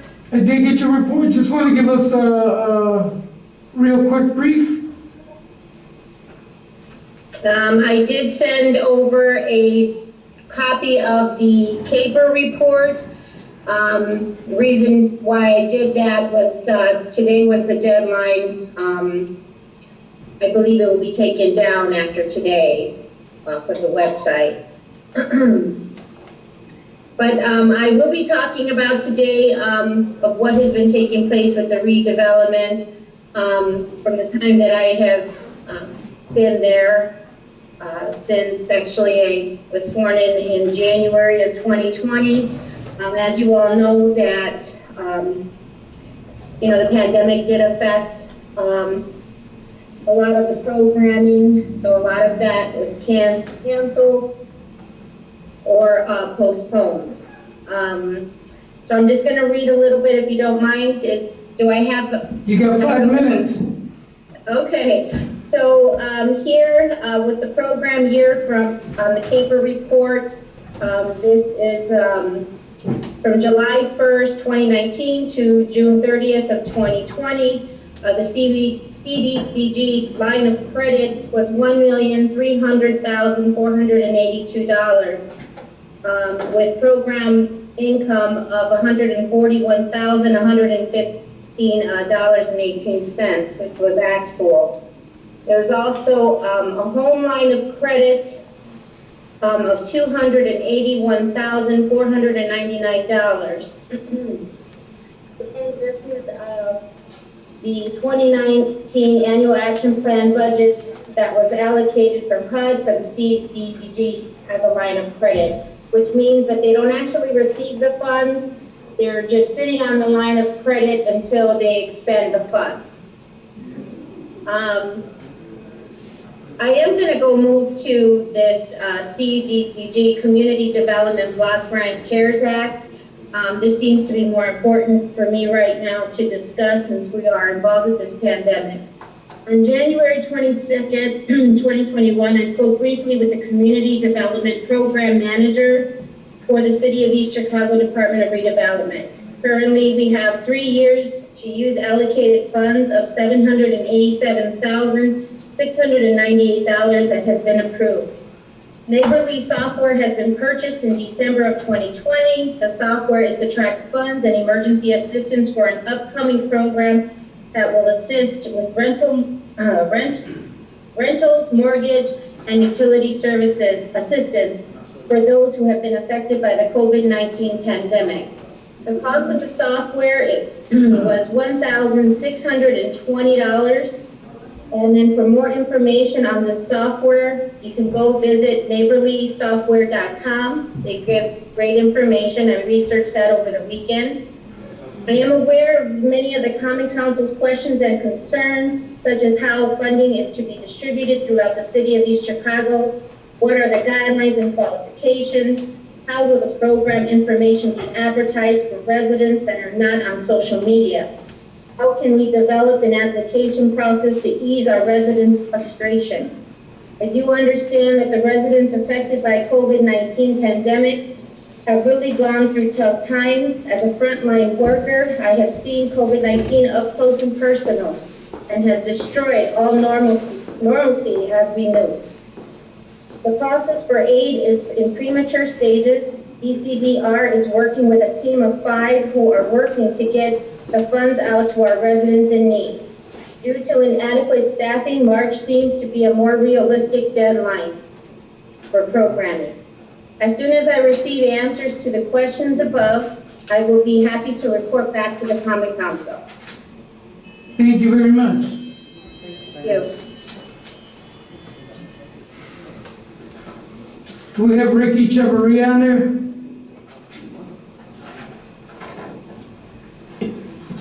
No. Any other board reports? Mr. Hank Rodriguez. Henry Rodriguez, council appointee to the East Chicago Water Management District. The notes I had for this report I left home. We'll give it to you at the next council meeting, but I will tell you this real quick, just so you know as far as monies or anything. Our budget has to be approved by the EPA and the Indiana Department of Environmental Management. Any money transfers that we do within our budget has to be approved by them also. Just so you know, there are people looking at our monies, and we are also audited every year by the Indiana State Board of Accounts. So I have my report next council meeting. Thank you, Mr. Rodriguez. Madam Clerk, any ordinances on first reading? No. Any ordinances on second reading? No. Any ordinances on third reading? Yes. Ordinance 21-0001, sponsored council members Emiliano Perez, Monica Gonzalez, and Dwayne Ransom. An ordinance reducing budget year 2021 line item appropriations for various departments in the general fund. Motor Vehicle Highway Fund, Local Road and Street Fund, Park and Recreation Fund, Health Maintenance Fund, Lakefront Allocation Area Fund, Federal Grants Fund, Community Development Block Grant Fund, Unsafe Building Fund, Casino Riverboat Fund, State Fund, State Grants Fund, Local Development Agreement Fund, Grant Funds, Home Investment Partnership Program Fund, Redevelopment General Fund, County Economic Development Income Tax Fund, and Public Works Revolving Fund. Do I hear a motion? So moved, Mr. President. Motion made by Robert Garcia, Councilman Robert Garcia. Do I have a second? Second. Second by Councilwoman Gonzalez. Any questions on the motion? Yeah, Mr. President. Yes, sir. Councilman Hill. All right, now, this is my second year being on this council, and I'd like to commend each and every department head who showed up today, because one point or another, I have worked with you, and I have called you all, have assisted me, and I do appreciate that. I'm still a little confused on this zeroing out this budget. Now, is it the projects versus the contractual payment that's not going to be paid? Because if it's projects, all administration have to do is submit it, whatever you're trying to do to the council in a timely manner so we can look at it, and most definitely it'll be approved. Second, Chief Cerner, you had a good point. What are we trying to accomplish? We're trying to accomplish some respect, and we're trying to accomplish some good communication from the administration. Because what I seen the other day, I was a little disturbed with that, because I try to respect the administration as well as I want the administration to respect me. If you provide us with the project in a timely manner, I'm quite sure we're going to vote on it unanimously to get done. Now, paying out the contractors, I don't know anything about that. I don't know, somebody needs to explain that to me, so I think we need to table that to try to come to the table, communicate, facilitate this process, so we all will be on the same page with the administration and with the council. See, I don't want to fight with the mayor, and I don't want my colleagues to fight with the mayor, as well as I don't want the mayor to fight with us. Because I'm part of this council, and I got to support my council. But then again, you know, I got a lot of projects going to be coming in the 3rd District. They say it's not going to be stalled. You all say, administration say it is. So I need some clarification on this. So out of good faith, I think we need to try to come to some happy medium to resolve this. Because if we don't resolve this, if they pay us on 3rd reading, of course the mayor's going to be told and we have to come back. By doing that, that's going to stall things. And like I say, James do a lot of demolition in my community. Sandy works real well with me in my community. Everybody does. I don't know what they do with other communities and other council members. I don't know. But I know in the 3rd District, I don't have any problems with any person in administration. I can call on any one of them, and they get back to me right away. So I'm kind of in limbo of how we need to resolve this problem, because this is a major problem here. And I don't want to be looked at through the state how the City Council of East Chicago proposed this and zeroed out this, and everybody's looking at everybody. And I don't want to be part of that team, but I got to support my colleagues, because evidently they know what they're talking about, some of them who's been here. But to zero it out, I don't know. And Ms. Attorney Morgan, you're shaking your head. Now, I don't understand why you all can't respond to us when we send you all letters. You know, I shake the head, yeah, on that. You know, because all this no stuff, and we're not getting anywhere. We're not getting anywhere. And that's what I seen the other day. Everybody the mayor attacking us and talking about this, we're going to have a dog fight with Muhammad Ali and Joe Frazier and all that. That's unnecessary. You know, that's very unnecessary. That wasn't professional. You know, it wasn't ethical.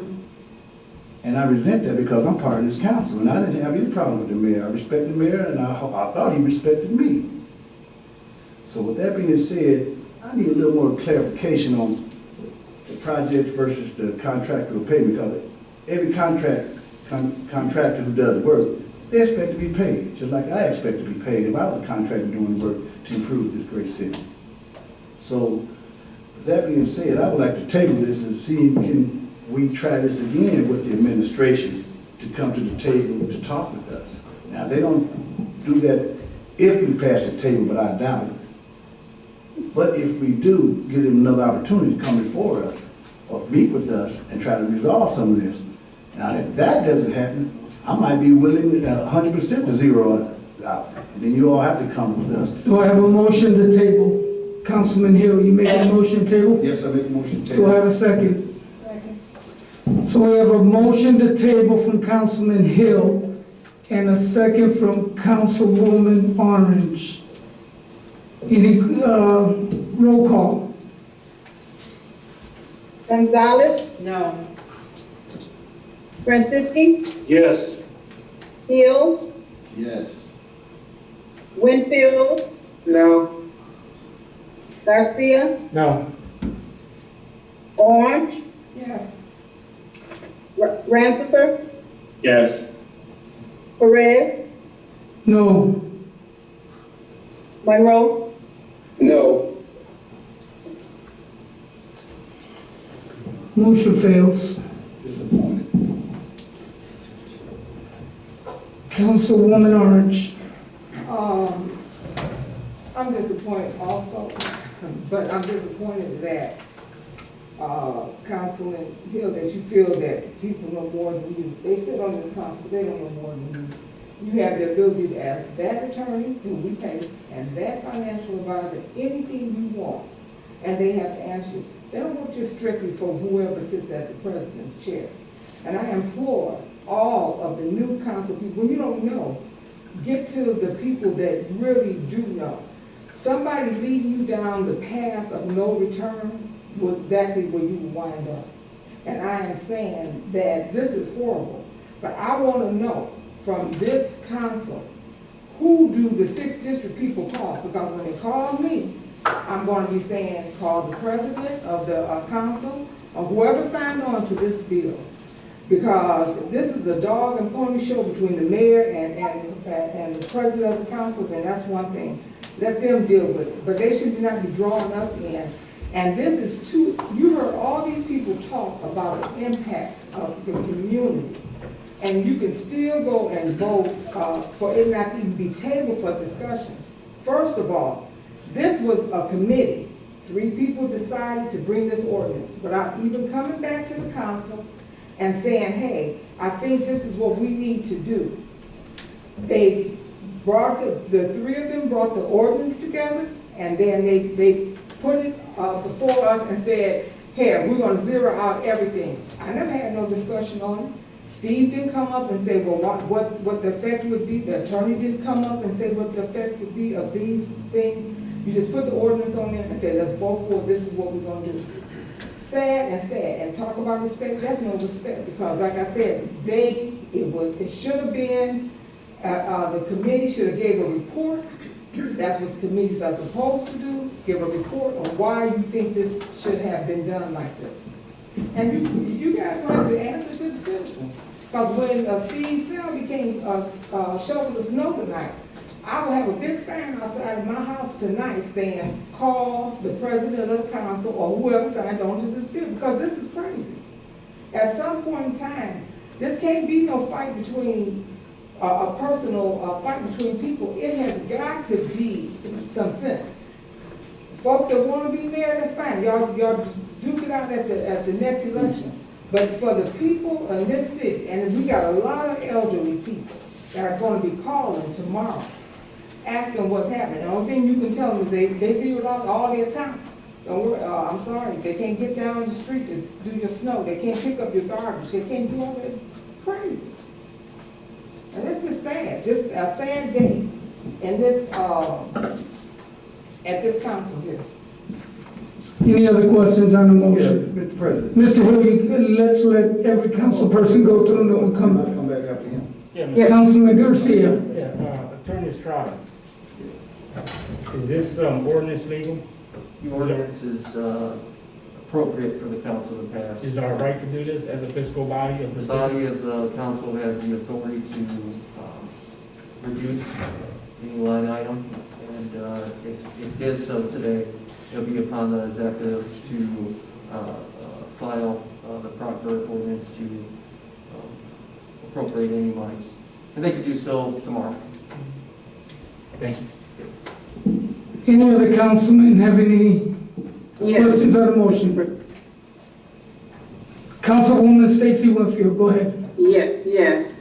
My problem is, I really don't understand why is it so hard for the finance committee to meet with the mayor. This is the second or third time. Why can't we come together and work together?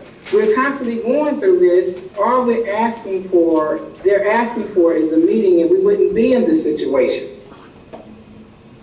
This is the second time, third time, Mr. President. You could probably correct me on how many times you all have asked to meet with him. All it takes is a meeting. I'm not understanding what is the problem with the council finance committee being able to sit down with the administration and speak on this, and therefore we wouldn't have to be going through all this.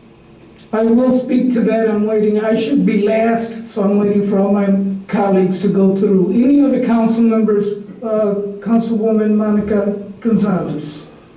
I think at the last meeting we went through, we started this process back in the summertime.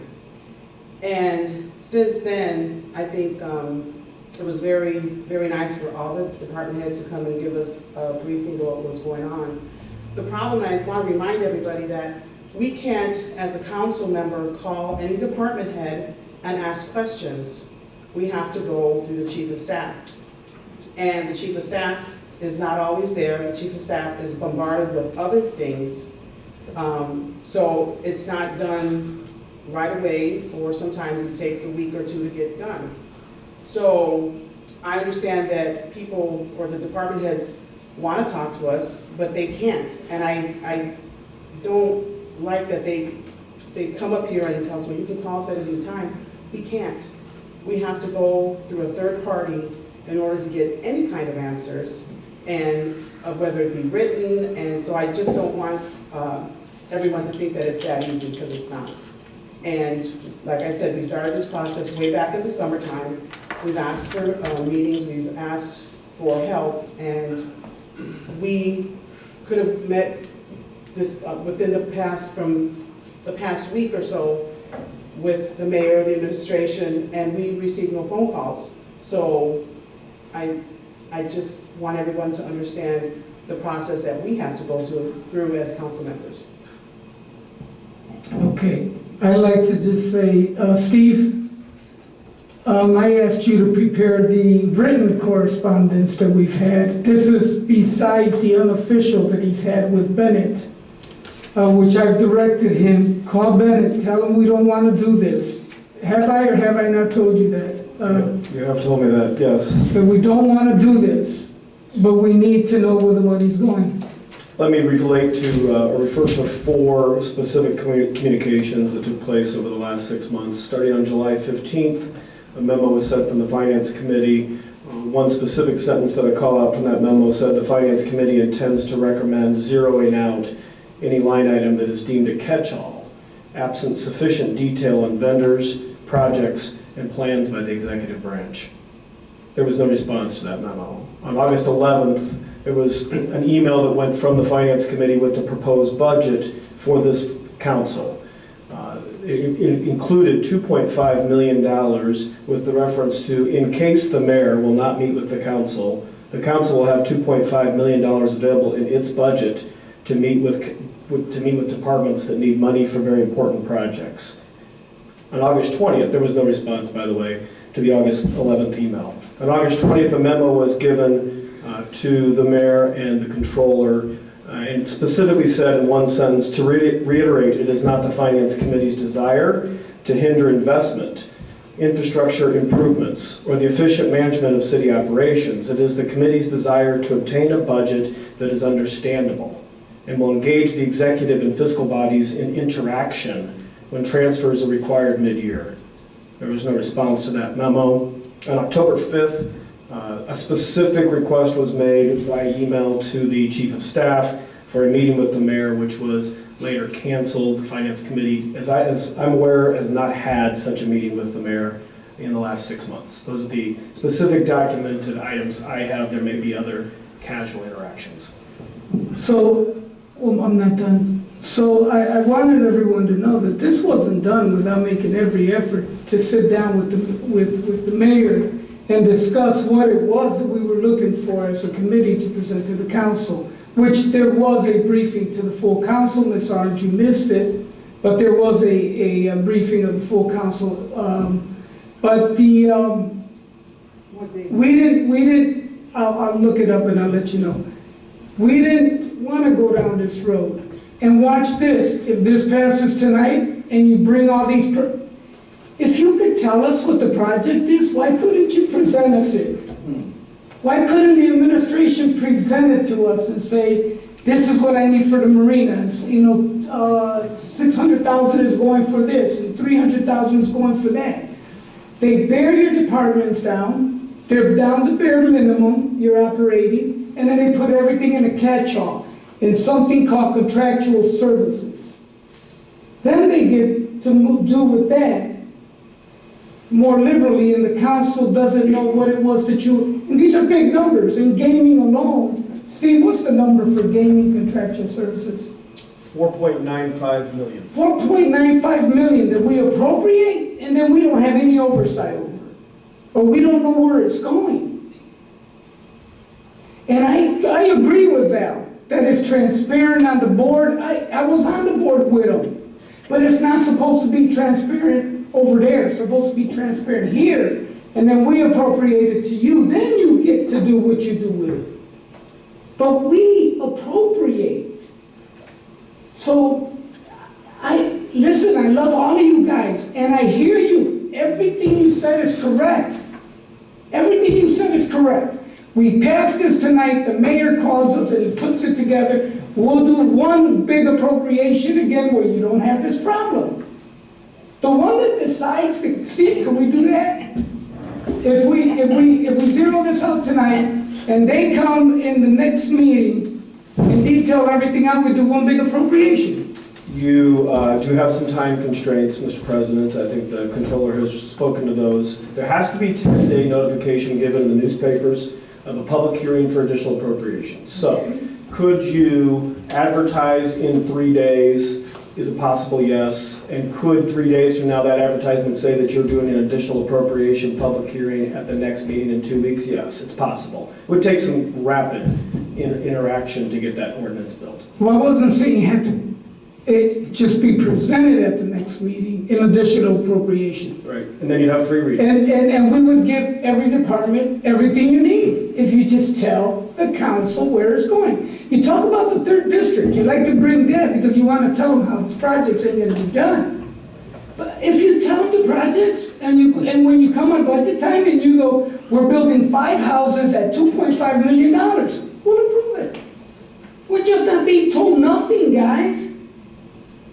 Professional services, $2.5 million. And we're supposed to approve it. Yes, Val? Wait, are you suggesting we bring every contract? No, Val, that's not what I said. Here, you could say street paving. We need $4 million for street paving. We're gonna pay $4 million worth of streets. Look at this. And then we have. You still don't know the detail, you go 4 million. It doesn't, we're not looking to get, that's the catch. See, you guys, and I know it's not by design, but the impression is we want to know every little, no. I just want to know that if I'm approving $4.5 million, that some of that $4.5 million. That's the issue. We as departments don't know what we want. No, we don't want, we want to know. For the first time. Val, it's not what we want. We want to know what you're going to do with the money. That's all. But that's what we do with boards. So, you know, your board works. Yes, but watch this. You only get it after we appropriate it to you. But you pass the budget, you submit a balanced budget. When you pass the budget, you're giving us authority. Keep your stand-ups for the. Yeah, can you stand up? Vivian's having a problem here. Like an example, when we submit, we worked on my office, we worked for weeks to get this budget ready. We submitted. When we were passing budgets, everything is detailed in there. Not only that. Did your office not get the correspondence that we sent on 3 different occasions telling you that we would not do the catch-all contractual services? Did you not get that? I got it, but then it's like. So you ignored it? There's a procedure. So you ignored it. You got it, didn't respond. You're the city controller, so you ignored it. I understand, but there's other things that happened too. You mentioned in July. In July, the last 2 finance committees have canceled all meetings with department heads. Before you would meet with department heads, you would go over your projects like you're asking right now, and you would event that. We did do that. I know, you guys haven't done it in 2 years. We did it last year, Val. No, you did. You didn't call department heads in and call and you go. Yes, we did. Yes, we did, Val. You're wrong. You're wrongly informed. We met with your police chief. We met with the park superintendent. Budget talks and all that. Absolutely. Absolutely. And their budgets, their wish list didn't match what you guys gave us. Okay, well, So- then if my requirements came and explained, then okay, then we have an issue that's different. So that's when it should have been discussed. Val, when you saw the letter and your city controller that said we are not going to do catch-all, that should have been a red alarm, a red bell, and said, let me see what they want. Let me at least inquire, what are you looking for? Well, the email. Nothing, nothing, 3, 4 meetings, nothing. So it leaves us no choice. Yes, I'm sorry, I'm done. Please. Yep, Councilman Hill, you wanted to say something else? Oh, just quickly, department heads, you're here today. Are you gonna continue to come to the meeting so that if we have questions, we can ask you? Or if you have something to give to us, you can give it to us? Or is this just a one-time thing? Chief of Staff? And I thank you for responding to me. Yeah, certainly now that, I still don't know what the motion is on this ordinance. So if it's voted that they have to come to the board and share what projects they're going to do, then yes, certainly the department heads would come. But if they're coming in every second and fourth Monday, I don't know if we can set something up where they send you an email what's going on, or you want them present. That's something I need to discuss with the mayor. But we have plenty of options. Thank you. Any other questions? Councilwoman Orange. Okay, I thought that Mr. Bashimi had said you couldn't meet with 3 people at a time. That's the next thing I was going to say too. So every committee, Councilman Orange, is its own public entity and is not allowed to meet with a quorum with anybody unless it's properly noticed as a public meeting. So the issue we had in the summer was whether the finance committee could, all 3 of them, meet with the mayor in secret in his office. And that was the opinion that we could. And I agree with that opinion. The second issue was whether they could then sequentially schedule meetings with the council in order to do the same thing. And it was our opinion, and I stand by that opinion, that they can't do that. So if there's a committee that wants to meet with the mayor and all 3 want to meet with them, they have to do it in a public meeting like today. And the mayor needs to be presented and they discuss the public's business in public. If there is one councilman who wants to meet with the mayor, they can, as long as it's not a quorum of any committee of this body. Any other questions on the motion? Yes. Councilman Garcia. Yeah, just to touch on some things, and I want to touch on what I said also, is that we can't talk to department heads. And the only reason that has happened is because since he's lost control of this council, before he had control of the council, and all of a sudden he loses control of the council, then the council can't talk to department heads. That's a shame. You know, that's a crying shame. I've never heard that. Transparency. You know what? I've been back on this council. I requested a lot of information. And I've always been given a hard time. Always a hard time. Right? Urban Enterprise Zone. I just asked for the minutes. Guess what? What they do? They're zombie. They want to go on their own. Don't give Robert Garcia nothing. Because you know what? There ain't no transparency. I've been trying to get information He keeps on bringing up $15 million in debt. You show me one state board of accounts that said this city has ever been in debt $15 million. You cannot provide me a report from the state board of accounts saying that we've been in debt for $15 million. They gave me money for the budget. Yes, they did. But this city has never been in a deficit. All right? Okay. As far as, hold on, Mr. President. Also, the building department. You know what? Right now, we just passed in the warrants with $773,000 of demolitions from 2020. That's from 2020 that we're paying today. You name me one government entity that works within a week or 2 weeks. You show me. Tell me. My only concern here today is the health department. All right? And the mayor's letter saying that garbage and recycling is picked up all the time. It's never been stopped. Guess what? I have called plenty of times when garbage has not been picked up in certain areas in Fifth. For one reason or other, you know. The Guthrie Street project, almost 3 years. Why? Because we lost a lawsuit against the construction company. We lost a lawsuit against that. And we still not finished with that project. The Roxana project and Sunnyside Sewers project has been approved, correct? Yes. Okay. One of the department heads says services haven't been kept up. Well, the mayor's been there for 10 years. Why services haven't been kept up on sewer lines? Why? I don't know why. You know what, Mr. President, I know that some department heads brought up some services. You know what, like you said, do we need a list of what services that we need, and especially with the health department? Yes, we need that. You know what, here we trying to get a meeting with them, and can't even get a meeting with them.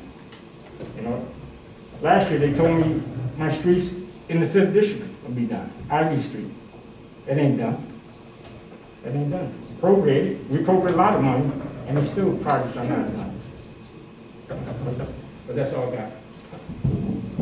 Thank you. Anyone else? Okay, if no one else, roll call on the motion. Gonzalez, Yes. Franciski, No. Hill,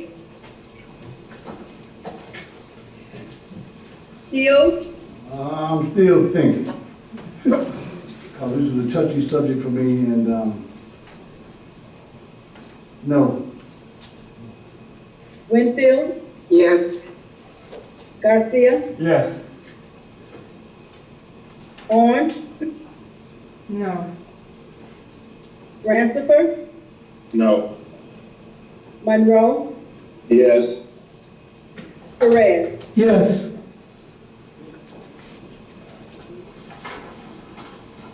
You Miss Garcia. Yeah, Garcia. Okay, motion passes. Any resolutions? No resolution. Any old business? Councilwoman Orange. I'll let Councilman Garcia go first. Well, you This first, you have your hand gonna first. take a minute. You have your hand first. Okay, so we were talking about transparency, and of course, we always want to do it because we make sure that we do that on the council. I want to know what happened with Attorney Buscemi, and why, because we got, and this is nothing to do with you, Attorney Estrada, but right, I've been thinking about this for the last 2 weeks. We got your contract right before our last council meeting. And they said, nobody said why Attorney Buscemi was leaving us or what happened to this situation. We just got your contract. And they said it was because we hired a company. We hired your firm. That wasn't true. Because when we hired Attorney Bashir, we did not hire the firm. We just hired one attorney. It's like we did with Attorney Bauer. We worked with Theros. And we didn't hire Theros. We hired Attorney Bauer. And right before the, right about 10 minutes before the meeting, we get your contract, and they ease it right in. That wasn't transparency either, because this council should have been afforded, whether it's still been you, but this council should have been afforded a chance to say, well, if Bashimi, who we initially hired, was not going to be here, then we have a choice to pick another attorney. But this attorney, you were picked for us, and it was sent to us in the contract, and that said, and council president said, well, it was because it was the same firm. And that's not transparency either. Nobody still don't know why Attorney Bashimi is not here anymore. And I don't think it was fair or right, and I have been thinking about that.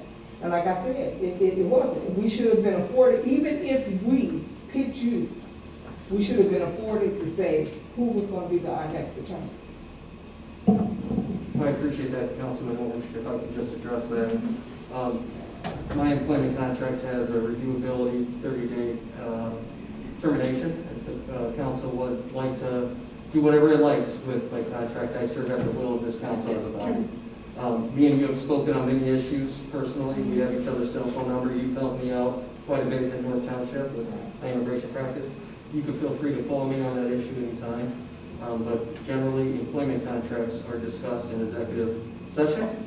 And if you direct me to, I can notice one out to have that discussion. Well, I think that we should have, like I said, it should have been done that way. It should have been done like it was, because like I said, we've been talking about transparency and the mayor stuff. But like I said, at that point, and like I said, I have no problem with you. I agree that we have been friends and everything else, but like I said, the way it was done, and then the way it was stated that it was because of the firm, and that's not true. We hire an attorney, we don't hire a firm here. I appreciate your comments. So, yes, I would like to have that, because I want to know what actually happened here. Any other old business? Councilman Garcia. Yeah, Mr. President, I just want to, I think Val was blamed for some stuff. I think he doesn't deserve the blame. The mayor got that communication. So if anything, that blame falls on the mayor, not Val. So Val, please don't take it like that, Val. Also, that show the mayor does on WJOB, okay? That's paid by the taxpayers of East Chicago, all right? That should be to inform the public of what's going on. It shouldn't be to attack this council. If he wants to do a private show and pay for it and attack it, that's his right. But that taxpayers' money should not be used to attack us and come up with falsehoods. It should not be like that. If he wants to have a show, let him pay for it. But he should not be paying for a WJOB show and then attack this council and then lie about this council, Mr. President. Any other old business? New business? Yeah, Mr. President. Councilman Hill. I just want to let everybody know that COVID is extremely serious. My niece passed away last week from COVID, and she was about 42 years old. And I used to babysit her. I was Uncle Terry. Oh, she was my sweetheart. So it attacks everybody at any age. So we have to most definitely do by the guidelines. Because if not, you don't want to end up like she was. And I see some pictures of her while she was in the hospital. You know, it just brought tears to my eye.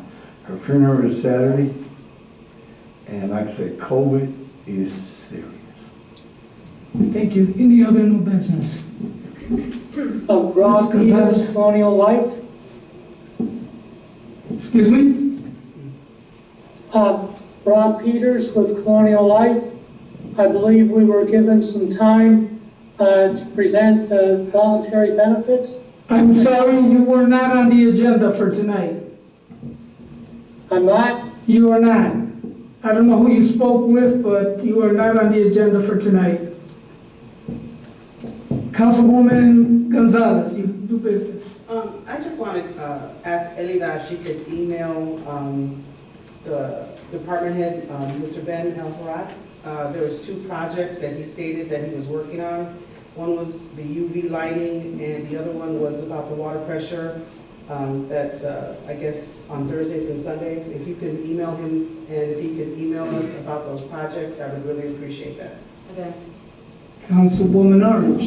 Two things, and I would also like you to, Alita, to send a letter to the department heads for their staff working diligent through this COVID-19. I never heard no complaints from the street department, the guys in the water department didn't complain, they continue to do their job. So I want you to send a letter stating that the 6th District Councilwoman appreciates what they have done through this trying times, because this has not been easy for them.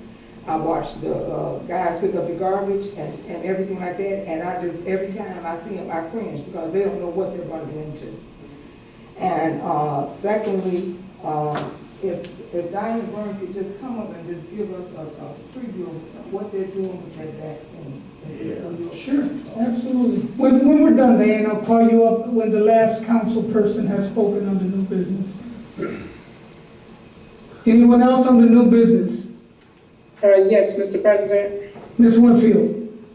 And when we get ready, before we end our meeting, before you hit the gavel, if we could take a moment of silence. We had an employee, and I asked this when I first got on the council, that when we have employees, past employees that have passed away, that have served our city for several years, I believe we need to take a moment of silence for those employees. And we did lose an employee, even though she had stopped working, but she served for the East Chicago Police Department for many years. And if we, at the end of the meeting, before we log out, could take a moment of silence for the family of Leslie Adams, please. Yes, we will. If you don't mind me adding, then Clara Oles, in the clerk's office, she passed her funeral. Clara? Yes. Clara Oles. Clara Oles. From the clerk's office. Thank you, sir. Spell the last name for me. OLDS. OLDS. Her funeral's tomorrow. Thank you. Any other council person with new business? I would just like to add to all you guys that came, I really appreciate you coming. Put together what it isn't that's being stricken out and present it to us, and we will appropriate it. We are not trying to appropriate and fund your departments. We really are not. We're just not going to pass a catch-all category where we don't know at least where the money was supposed to go. So and call all your colleagues and let them know. Put itemized, it doesn't have to be itemized like I told Val. If it's for street paving in the engineering company and he says $3 million for street paving, we're content with that. But we can't do $4.5 million contractual services, and that's all we know. That's unacceptable. Public expression. Chairman, one privilege before we move on. Yes, sir. There was a request by Councilwoman Orange to have an executive session prior to the next meeting.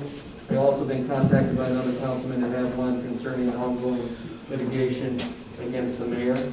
If the council would like to have the executive session based upon those two issues, we need a motion by a council person, and it needs to pass. Do I hear a motion for executive session? Motion by Councilman Garcia. Second by Councilwoman Orange. Any questions on the motion? Roll call. Gonzalez? Yes. Gonzalez? She said yes. Okay. Francisci? Yes. Hill? Yes. Winfield? Yes. Garcia? Yes. Orange? Yes. Ransiford? Yes. Monroe? Monroe? Yes. Yes. Perez? Yes. We'll have that an hour before next meeting, and I'll send out Zoom instructions to those who want to attend. Okay, thank you. Public expression, Mr. Henry Rodriguez. I thought you were gonna have, Ms. Burns say something. She's at the end of the council meeting. All right.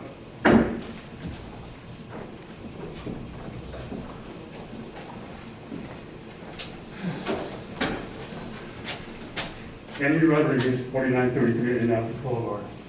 Sitting here listening to this past 4, 5, 6 council meetings, whatever. Now you want accountability. Now, you sit there as council members, now you want accountability. Okay? I will expound on that in future council meetings. Because a comment was made tonight about the mayor. I'm going to expound on that later. Thank you. Diana Burns, would you come up, please? I didn't mean to put you on the spot, but.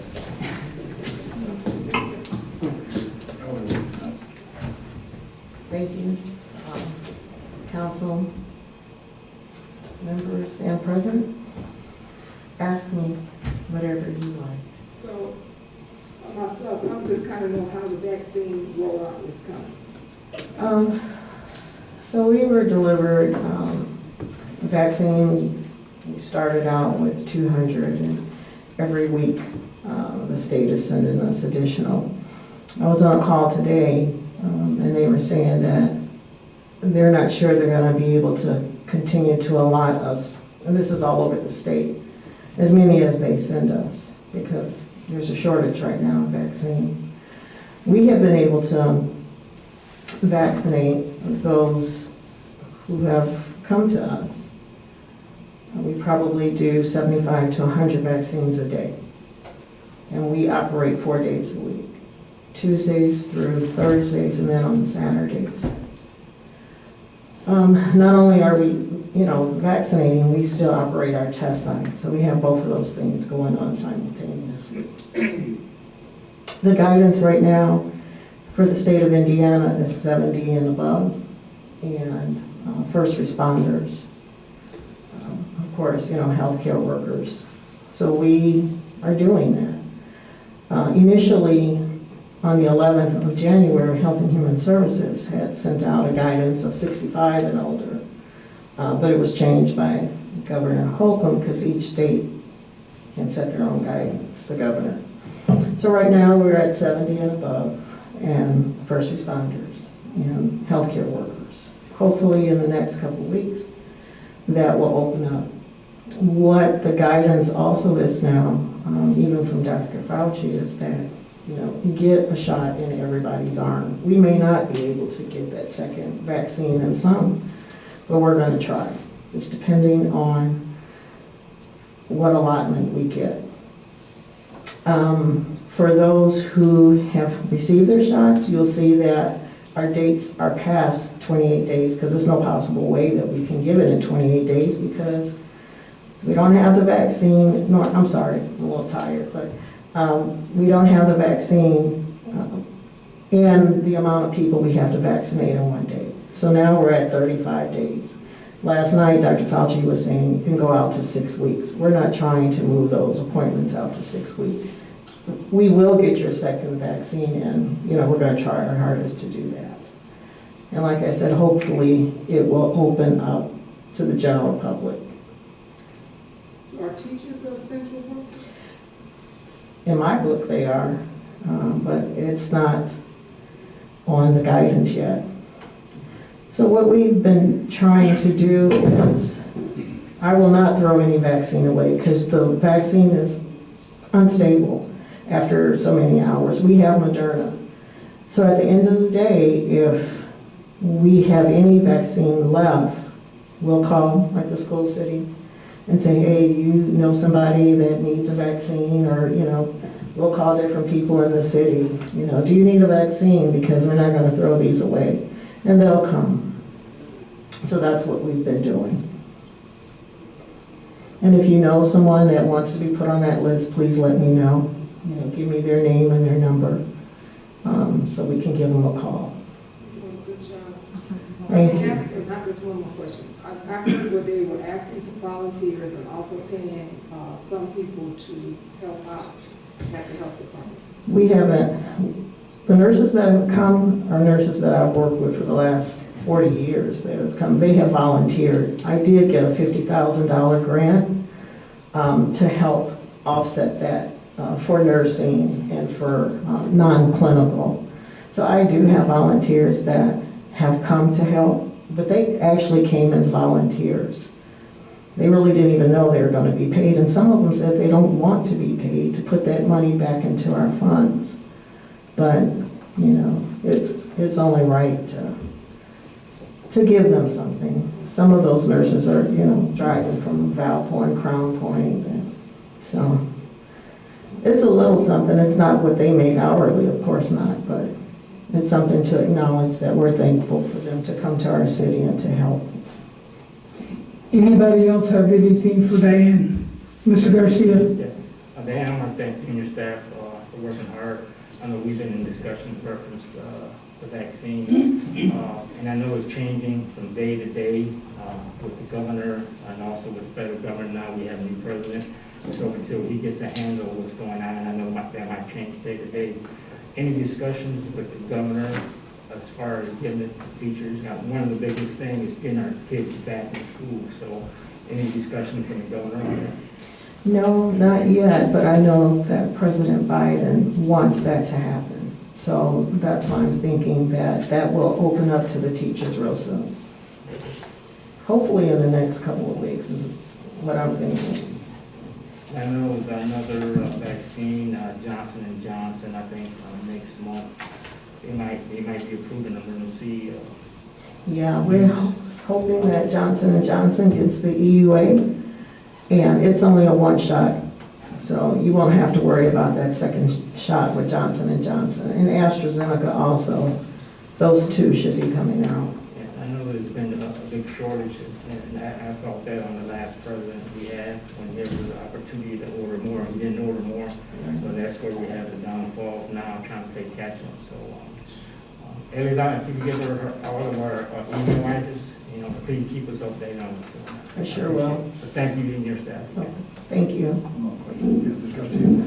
What about the individuals that are deemed underlying? Do they get a shot? You mean with underlying Yes, conditions? some underlying condition, No. unless you're 71. 70 and above. But we triage our clients that come there. You know, if they say, and a lot of them come, and they'll come with a physician note. If they come with a physician note, they've gone to that extent. We're not going to, we don't turn anybody away, really. You have caregivers that are taking care of their parent that are 100 years old. And, you know, they're probably 68, and they'll be like, I'm the caregiver. You know, my mother is 100 years old. Can I please get the shot? How can you say no to that? You know, it's difficult. But at the end of the day, believe me, you know, if we have any vaccine left, we are calling people. I will not throw vaccine away. I will not. You're welcome. Anyone else? Yes, Mr. President. Go ahead, Ms. Winfield. I would like to actually salute the East Chicago Health Department and volunteers that's working with the health department through this pandemic. Anyone that knows Diana knows she puts her heart into everything that she does. And anybody that knows Diana, as long as I have known Diana, she's a very bubbly person. They are working constantly over hours. I've never heard Diana sound the way that she's sounding right now. I've never seen her, just looking at her posture of being so tired. And I just want to let you know, Diana, I'm praying for you and your staff because I see you and I know, but I know you're doing a tremendous job because you care for our community. And I just want to applaud your department and applaud you because without your volunteers, it could not happen, and your staff. So if we could send a letter to let their employees know how grateful we are for them putting in all the hours, even though some people will say, well, that's their job. You don't know their job if you're not out there to watch them on Saturday mornings all day and the evenings that they're working, the time that they're putting out to help the community, and not only just from East Chicago, they're coming from all over for this vaccine. So I really would like to just applaud them. If we could send them a letter, send that department a letter letting them know that we care and we appreciate what they're doing. Thank you so much. Did you get that? Thank you. Great, thank you. Well,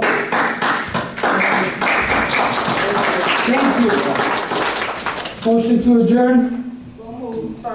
Second? Second. Motion made by Ms. Orange and seconded by Mr. Hill. Oh, I'm sorry, yes. For Ms. Leslie Adams and Clara Oaks, we will have a moment of silence, please. My niece.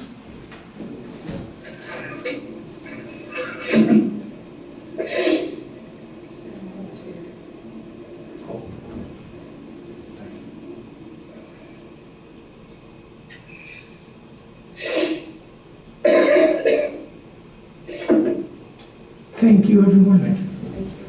Have a good evening. Oh, roll call. I'm sorry. Gonzalez? Yes. Franceschi? Yes. Hill? Yes. Winfield? Yes. Garcia? Yes. Garcia? Yes. Orange? Yes. Rancifer? Monroe? Yes. Perez? Yes.